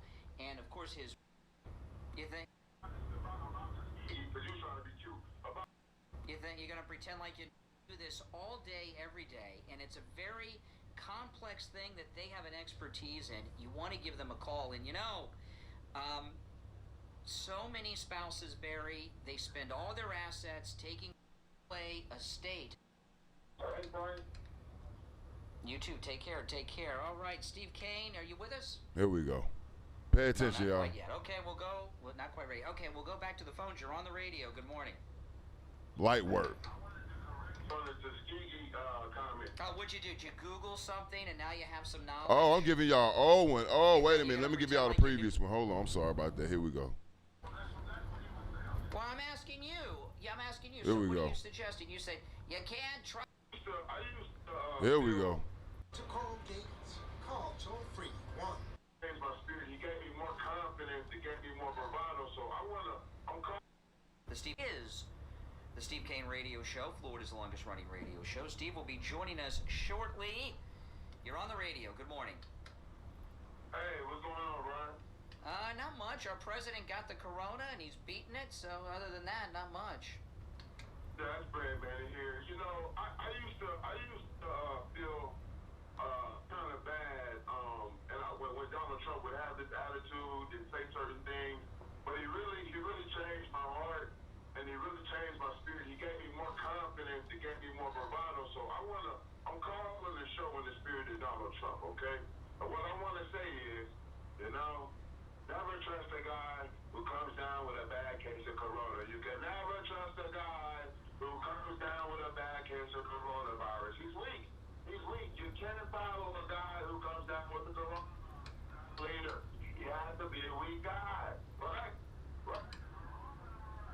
Now, I'm a little, before I respond, are you trying to be like a stand-up comic or something? Brad Manning here. You know, I used to feel kind of bad, when Donald Trump would have this attitude and say certain things, but he really changed my heart and he really changed my spirit. He gave me more confidence. He gave me more bravado. So I'm showing y'all how to kill a MAGA supporter. I'm showing the spirit of Donald Trump. Okay, and what I want to say is, never trust a guy who comes down with a bad case of corona. You can never trust a guy who comes down with a bad case of coronavirus. He's weak. He's weak. You can't follow a guy who comes down with the corona leader. You have to be a weak guy, right? Instantly tight. He's instantly tight. Watch, y'all. Are you trying to be like a stand-up comic or something, or are you serious? The way you said it, I don't want to be. What are you, W.C. Fields? I mean, what is this? Hey, my dad always told me never follow a weak guy. Never follow weak. Did he also tell you to repeat everything? Because everything you say at least twice, if not 3 or 4. Now watch this. Here's something different for you. Are the American people going to sit up and let Donald Trump sell them on the fact that he came down with coronavirus, right? And he had access to an obvious cure, rims it all, but we can't have it. Well, it's a new medication that actually is going to be available. Now, you see how he instantly has to hit the button and try to cut me off? You understand what I'm saying? These are little games they play, but this is nothing. This is what the fuck I do. So this right here, I got him on his fucking heels. I'm asking him straight up, how is it that Donald Trump has access to a treatment, a cure, right? Apparently. He told the American people, I beat it in 3 days. I beat that shit. Don't let it beat you. Get out there. That's what he said, right? So I said, why can't we have, if he's going to tell us that, then we should have access to the same medication, right?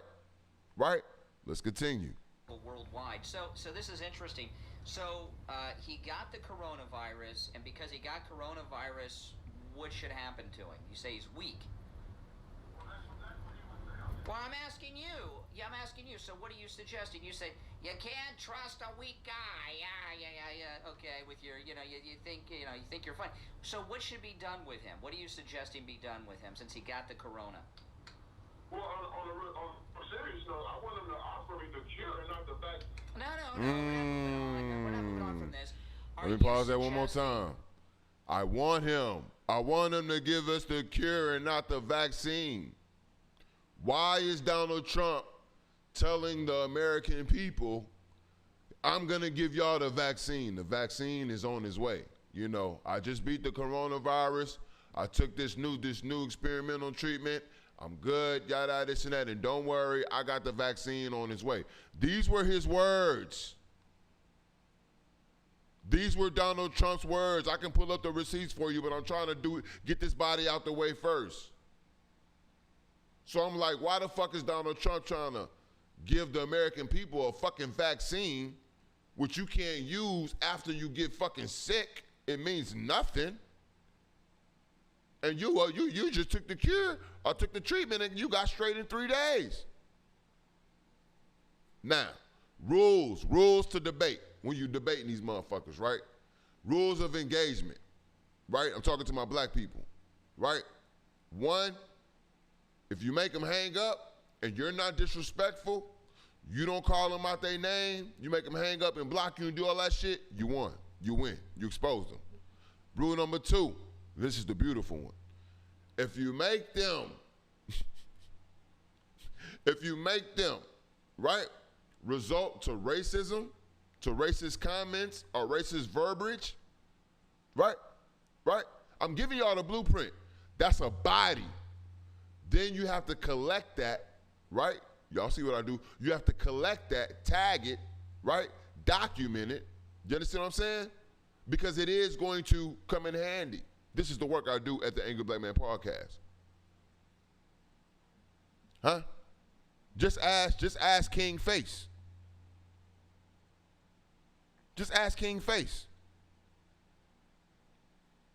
Where is he? R.I.P. Let me get him up. R.I.P. to King Face. But ask King Face. Right? This is what I do. You will be remembered in history. So it's your job to go out and bang with these people intellectually. Fuck how they see you. They digging their own graves due to this dumbass MAGA hat that they got to put on.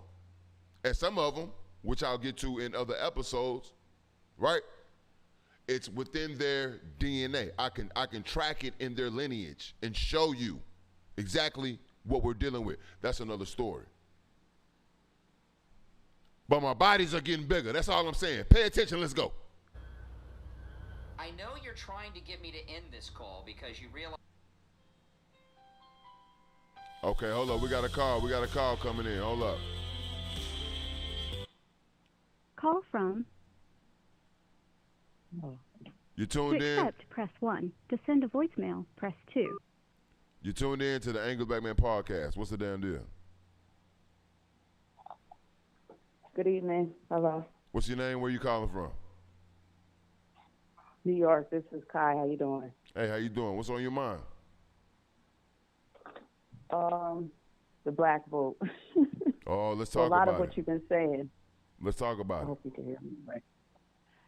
The black vote is worth a lot, but the black vote is it seems so divided. We got Trump, we got Biden, but I'm seeing so many people. Because I do watch a lot of social media and mostly things particular, for black people, among other things right now. A lot of people are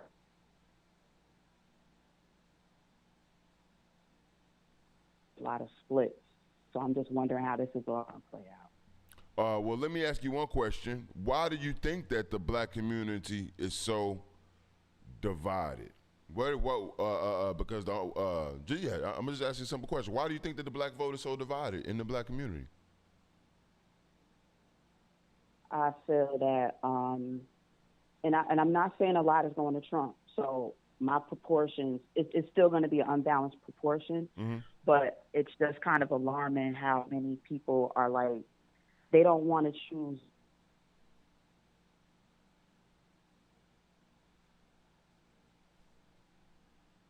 You still there? Mic check 1 2. Mic check 1 2. Mic check 1 2. You still there, caller? Aren't trusting. Okay, you going because in? there's so much going on. We're so traumatized. I'm sorry. I'm sorry. Can you repeat that last thing you said? You was going in and out. I feel that part of the reason is black people being so traumatized. It's hard to trust people. It's hard to trust anyone, or particularly any one of them, or if I'm to say, a white or Caucasian person that does have a bad past, it's still been hard, I feel like, because there's so much that's going on, that there's people that are actually saying hold your vote and demand more. You know what I'm saying? They're not just saying they don't want to vote. They're saying we need to be demanding more. They're saying black people need to be demanding more. And what's your thoughts on then, that? Do you think that's detrimental? Do you think that helps or hurts? I think it only could help if we get that mission. If they start to push more for black people. Now, Kamala already said she is not going to do anything specifically for black. So unless she changes that tone some, there you go with your VP. So we already know how she feels. Right. Biden is not going to do that either. I could see them possibly helping with housing, but it's always housing. And the housing, I still don't see ownership, and that's what it's all about, economics and ownership. And if they're not really going to give in to that, you're going to have to make a choice or not vote. And I can't really push nobody either way. I'm just listening, and then I'm like, I got to make a decision. It really hurts my heart, but it's also reality, because I'm understanding when I hear people say, like Ice Cube, hold your vote. I understand, but then I think about the people that actually lost their lives in order to so I could have this vote. The people that went through all kind of brutality, in order that we can vote. So it's a shame that it's come to this, that we're basically going, full circle, but like a backward circle. It's like we're in some kind of twilight zone, and we have to do something in the black community to recollect ourselves and gather ourselves politically. I think one of the things that are hurting us, that we may be a little bit too open and outright about our politics. There's no way that I should know as a white person, right, by the way that you talk, or by the way, or just your skin color, exactly who you're voting for, because that right there devalue your votes. Do you see how that can devalue your vote? The reason for a vote is to make a politician work for your vote. Malcolm X pointed out that our vote at that time was basically pushing the Republicans or the Democrat Party over 10%, either way, right? So if you come out off top and say, oh, you got my vote, and this is just what I am because I'm black, right, then that's going to devalue the worth as far as the leverage that you have. We don't have no leverage. We don't have nobody working for our vote. Let's just be honest. The Republicans take the stragglers that they can. They take in, and I end up always calling them coons, but all of them are not coons. All of them are not coons. The black people that follow Donald Trump. I've talked to some good people, right? They take the stragglers that they can. They're not really working for that black vote. They're looking for a certain type of person, right? And then here we have the Democrats, as you said, Kamala Harris, you understand what I'm saying? Saying shit like, I'm not doing nothing for the black people, right? But if you tap into the pulse of the black community, right? What's the main thing on the table that everybody talking about? Reparations. To that, what do you say? I'll give you the last word. Well, the reparations, is it due? Is it overdue? Yeah, I don't even think that should be a debate. But seeing it happen, it's like, come on. You got to get the right people in office so that we're not stuck with picking a lesser devil. You know what I mean? You can take that how they want. But we need more options. We're entitled to more options, so we got to figure it out. Part of it is money. That's part of the sad part. Like when Yang was running for presidential office too, he even mentioned there should be way more minorities up here. He said this happens all the time. He said it has to do with money in your campaign. That's it. We got to get the right individuals there. And in the court systems too, other lawmakers. Oh, yes. Not just a presidential debate. We got to get the right people. If you get the right people in there, then you in there. Talk I about really it. feel like that. Talk about it, especially in the criminal justice system. Yeah, Right. we'll be talking about that. We'll be having an episode on that coming up soon about the criminal justice system. We do appreciate you calling in. Are you subscribed? Yes. Okay. Actually, I'm gonna hit the thing right now. Okay, yeah. Hit the I subscribe. popped in on one of your chats. I popped in before. I'm gonna pop in on there. Make sure I get in there. Okay. Yeah, that'll be good. Not a problem. Make sure you hit like. Make sure you hit share. And we appreciate you calling in. You take care. There's no doubt, yes, sir. All right, hold it down. All right, now let me get back to this body because I got a few more minutes. I want to make sure I get this body off. Okay, let me get him back up. Here we go. Kind of bad. There we go. When Donald Trump would have this attitude and say certain things. Now let's break it down the rules. The rules of engagement is when you make them hang up the phone, right, and block you and do all this crazy shit, and you said nothing wrong but ask basic questions or whatever, but you haven't disrespected them or did anything like that, right? That's a body, right? And especially when you make them say something outlandish. For black people, something outlandish against their own people, like Breonna Taylor is a drug dealer, right? Or fuck Ahmaud Arbery, i.e. King Face. You understand what I'm saying? That's a body for you. You understand what I'm saying? So now you're able to expose them, right? Right? Y'all have to pay attention to what's going on. And once you get that, you collect that evidence, right? You tag it, you document it, and you present it to the public. So here I have a Florida talk show radio host, Brian Craig, right? Basically saying racist comments against black people and the coronavirus treatment, right? Even going so far as to call upon the great Tuskegee Institute, the Tuskegee experiments. Brian Craig, I pushed him into this corner. So I'm gonna allow you to listen to this conversation and see how it plays out. Let's go.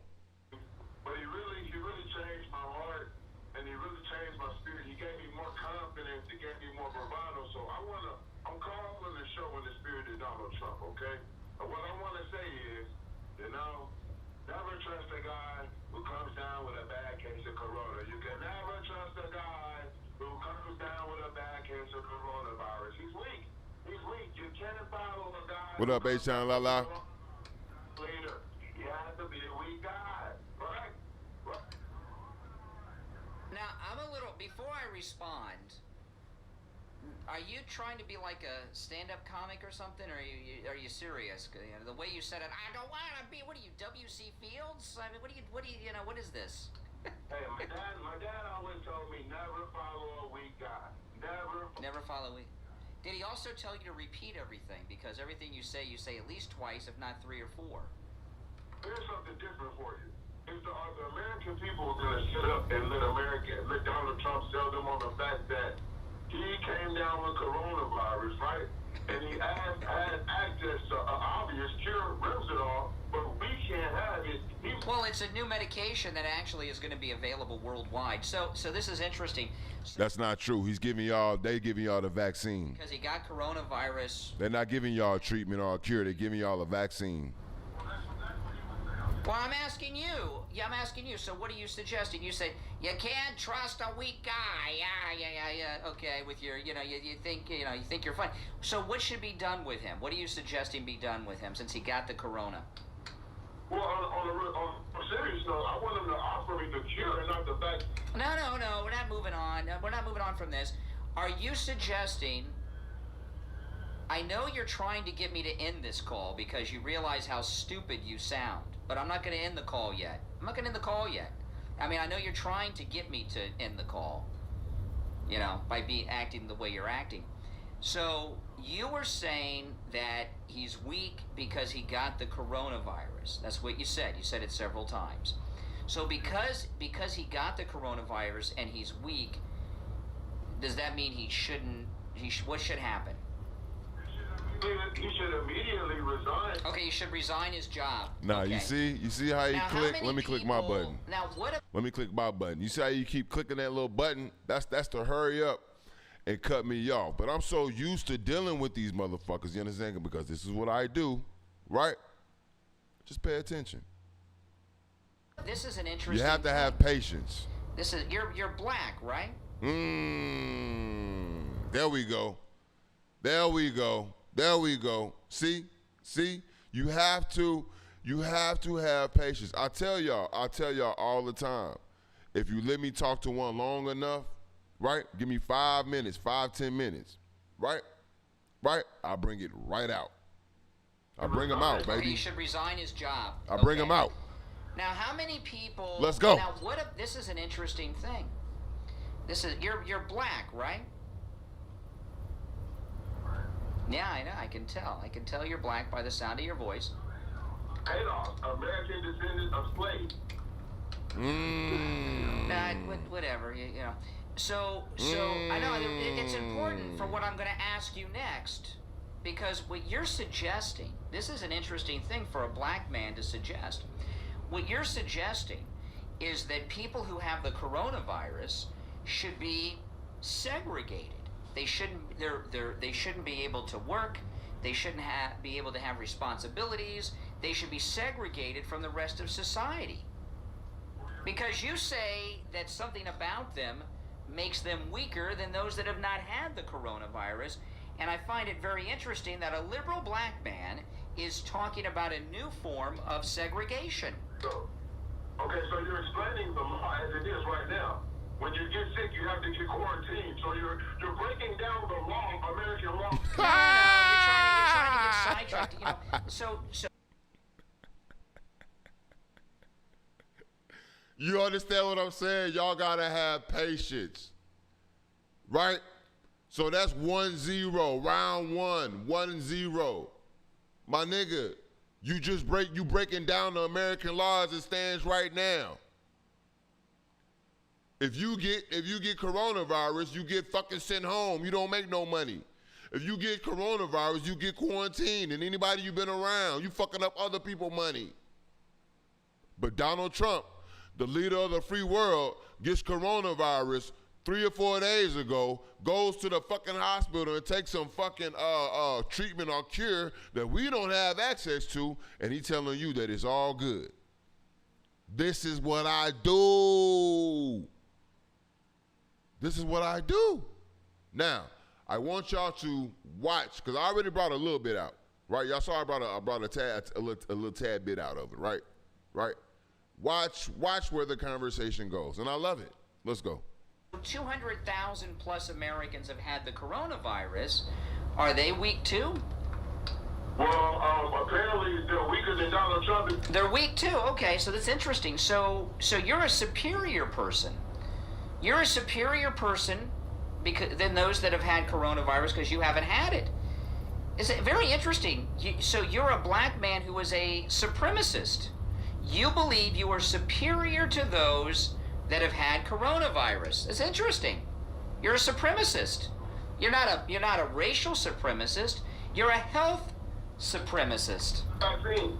Who wants to give us the vaccine, right? Well, the development has to happen first. It's not even November yet, and the vaccine is in its final test trials. But Trump got it. Let me help y'all. Let me help y'all understand and see. Y'all salute to the chat. Salute to H-Chan La. I appreciate your cash app last episode. Salute to KIY NY007. I appreciate your super chat from last episode. This what y'all gotta hold some responsibility too, because I always said we be having our foot on their neck and we don't do shit. They give us alley hoop and we don't do nothing with it. You can say whatever the fuck you want to say. You say to me, oh, the vaccine is coming, this and that. But Donald Trump got it.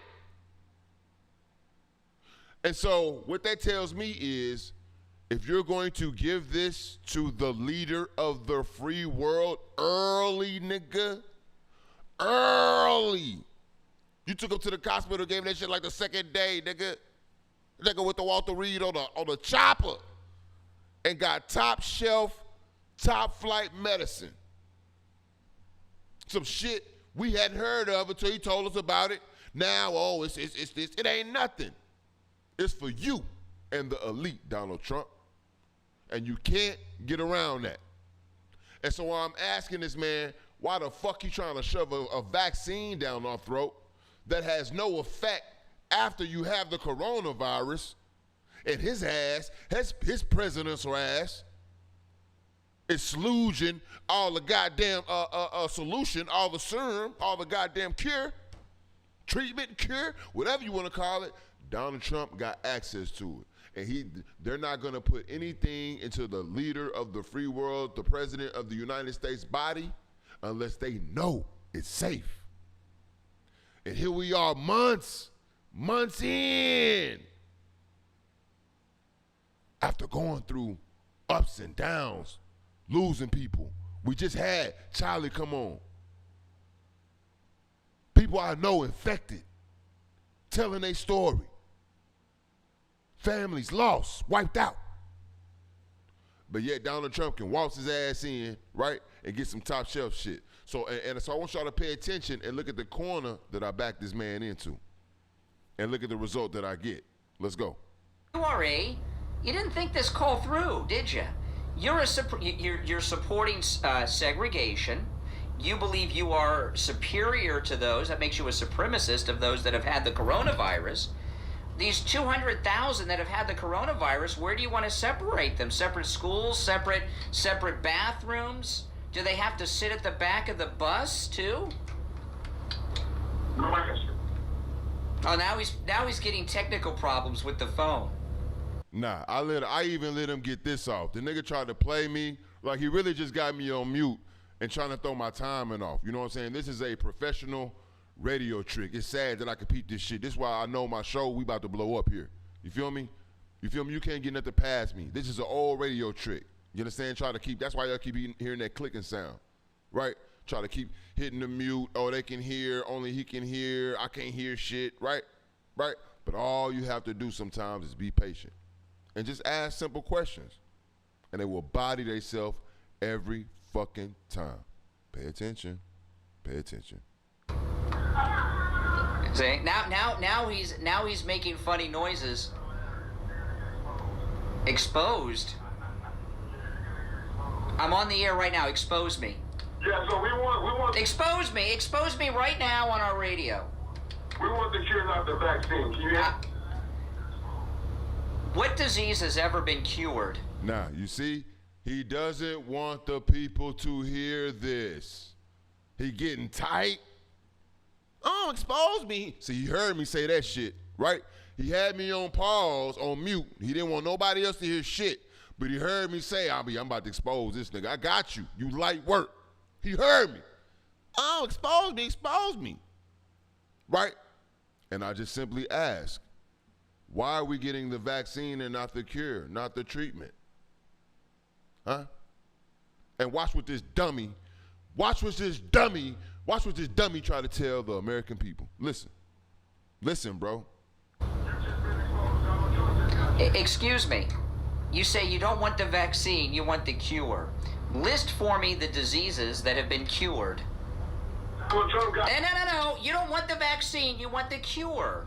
Tell me what diseases in our lifetimes have been cured. You still sick? What diseases have been cured? Is he still sick? Excuse me. No, he looked pretty well last night. He's still in recovery. You say you want a cure, not a vaccine. He's a failure because he hasn't come up with the cure. Tell me what disease has been cured. Okay, so Donald Trump is lying then? He never said there was a cure. A vaccine is not a cure. What happens? See, you don't. You see how I digged him? You see how I digged him into another hole? Now you up here gloating and bragging, and the only reason you up here talking to the people all confident is because you saying Donald Trump came out the hospital and told everybody that he's good. He told everybody you should not let coronavirus defeat you. Get out there. This is what you're talking about. He told the American people, I beat it in 3 days. So Donald Trump told you himself that he beat coronavirus. He went in and took some medicine. He spoke on the medicine. Said he was good now, but he was going to give us the vaccine. Let's go. This is what I do. And see, when it start getting too goddamn hot, I want y'all to watch what happened. Have the understanding to understand what I'm asking you. Very few things, if any, are cured. There are treatments that treat different things, right? Like there's cancer treatments.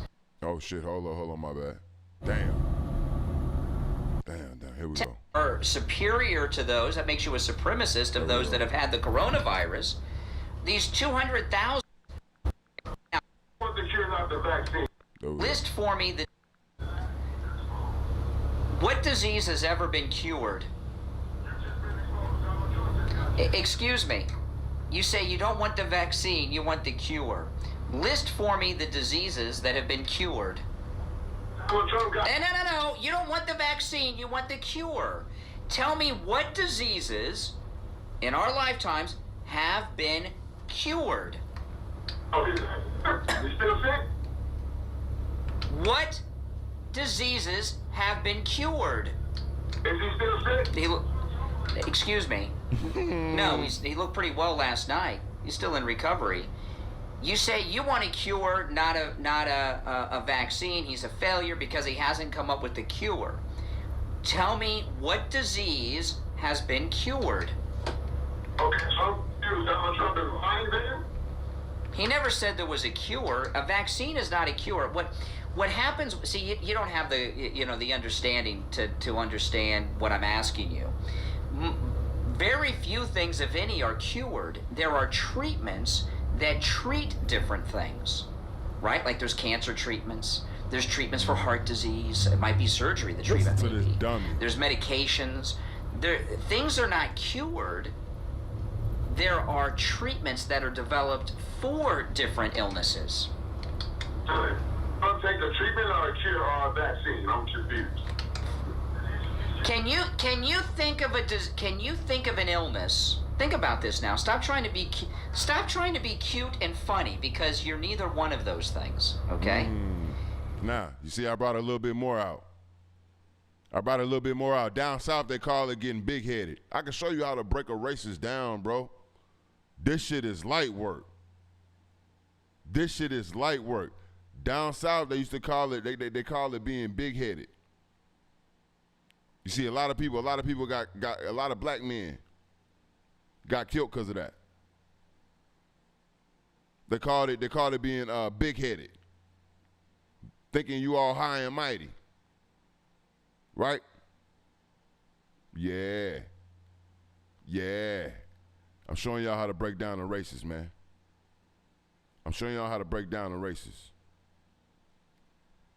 Let's go. I want you to stop trying to one-ups me, okay, and answer this question.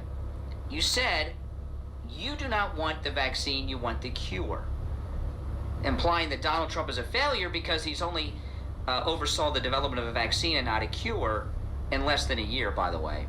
Tell me what disease... Make sure you hit like and make sure you hit share. Share, and make sure you hit subscribe. You tuned in to the Angry Black Man Podcast. No, that's not an answer.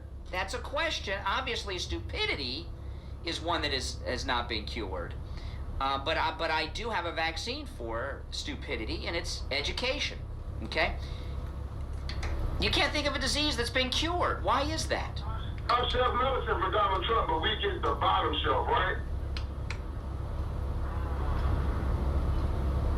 It's amazing. It's amazing. He don't want to answer that. You're in we get the bottom shelf. Donald Trump get the top shelf. He's kept trying. I got the question off, though. See, when this call is over, right, and he you don't think want to about answer. what I've said. He can't answer that. Why does Donald Trump get the top shelf and we get the bottom shelf? Are treated. Donald Trump? What is with this? You're like Joe Biden. You getting pervy with me? What is all that about? That's not what Donald Trump told the American people, Brian. What did he tell the American people? He got cured in 3 days, so I don't know what he... Well, look at what we know what he got. It's been on television. It's a new drug that is still going through FDA approval that is going to be available worldwide. But why do you want the drug? You don't have the coronavirus. You said that you don't have it. Why would you want a medication for something you don't have? You want to be... Now, that's the body right there. Are y'all paying attention? That's the body right there. They're not going to give the president anything, my nigga, that's not safe. That's just not going to happen. That's not going to happen. So they're proving to you that they, only the elite, certain people, have access to this medication that we need to beat this coronavirus, right? And the rest of you chumps are stuck out. Even you dumb MAGA supporters. Now, once he realizes I gave him this body, this defeat, watch what he says about black people and the Tuskegee experiments. Florida, and I'm gonna get the body coming after this. Florida radio talk show host Brian Craig exposed for racist comments against the black community concerning coronavirus and the Tuskegee experiments. You think I'm lying? Let's go. Given a treatment for something you do not have? What works every time? If he's going to tell me to not be defeated by it, I need the same medicine he has access to. You will, if you get it. Well, it's new and has not been approved. It's experimental. It's experimental. Are you? What do you want? You want to be experimented on? Aren't you familiar with the Tuskegee experiments? I thought people like you were opposed to drug trials. Now you want to be. The Tuskegee experiment was a drug trial. Okay, it might have been an unethical one, but it was indeed. You want to be. The Tuskegee experiment was.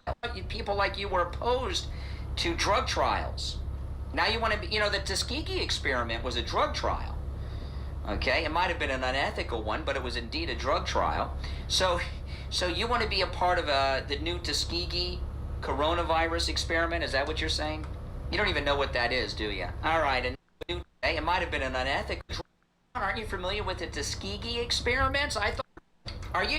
What do you want? You want to be experimented on? Aren't you familiar with the Tuskegee experiments? I thought people like you were opposed to drug trials. Now you want to be. The Tuskegee experiment was a drug trial. Okay, it might have been an unethical one, but it was indeed a drug trial. So you want to be a part of the new Tuskegee coronavirus experiment? Is that what you're saying? You don't even know what that is, do you? All right, enough. Now. Y'all thought I was bullshit. Oh, let me give him that right. Let me give him that right. Got him. Shit like that. Got him.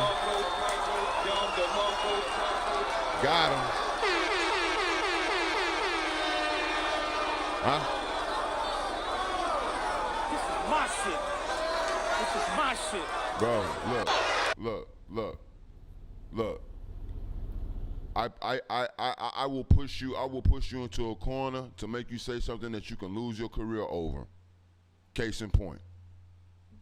That's gold. Do you understand what I'm saying? You don't think I'm not gonna send that to the NCAA? It's just a trial. You never know.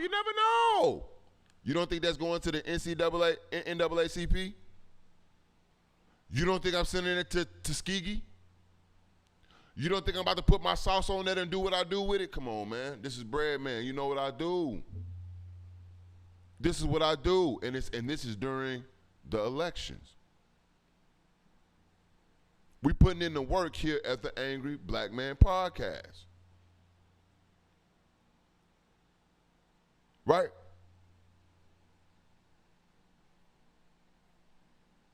Make sure you hit the like button, make sure you hit the share button, and make sure you hit subscribe. We're putting in the work at the Angry Black Man Podcast. If you would like to support the show, feel free to Cash App, $Breadman281. That's $Breadman281. Right? I'm gonna leave you with this PSA. With two PSAs endorsed by the Angry Black Man Podcast. This is what we're doing, man. This is what we're doing. Let's go.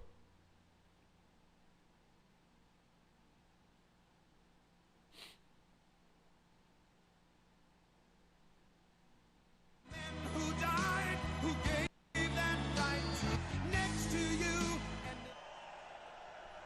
on the African American community.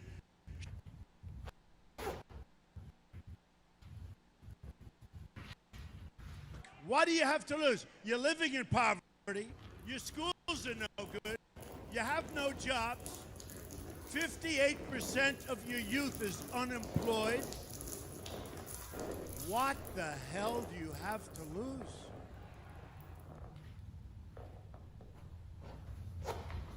You're putting what you're calling the alt-left and white supremacists on the same moral plane.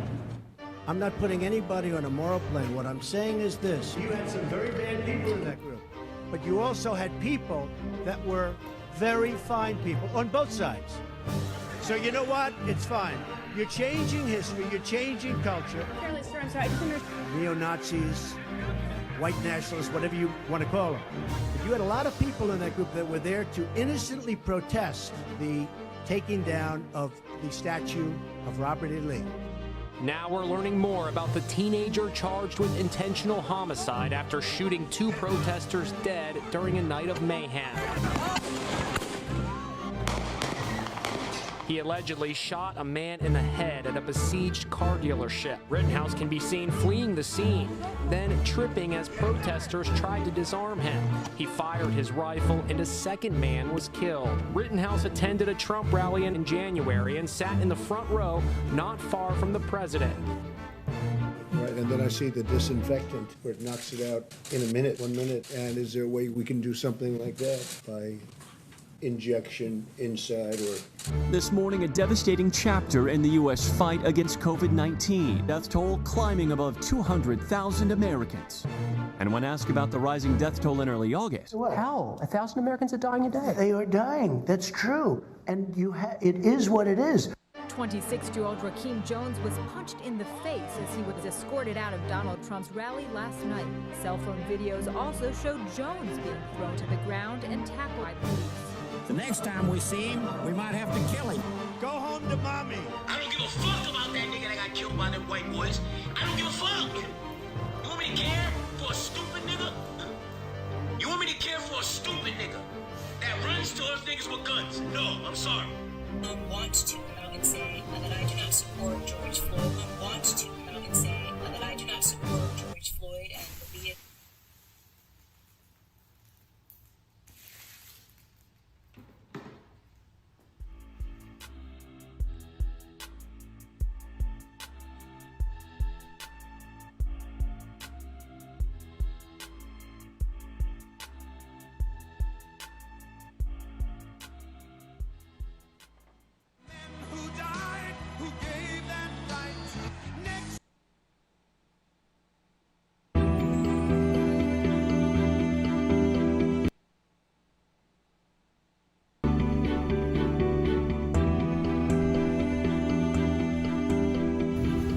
Hi, I'm Breadman, and I'm here with a very important message. HIV and AIDS is still a very deadly issue. It can kill you without the proper medical attention. A lot of people seem to think HIV and AIDS is not a real threat anymore because of the advancements in medication, but this is a myth.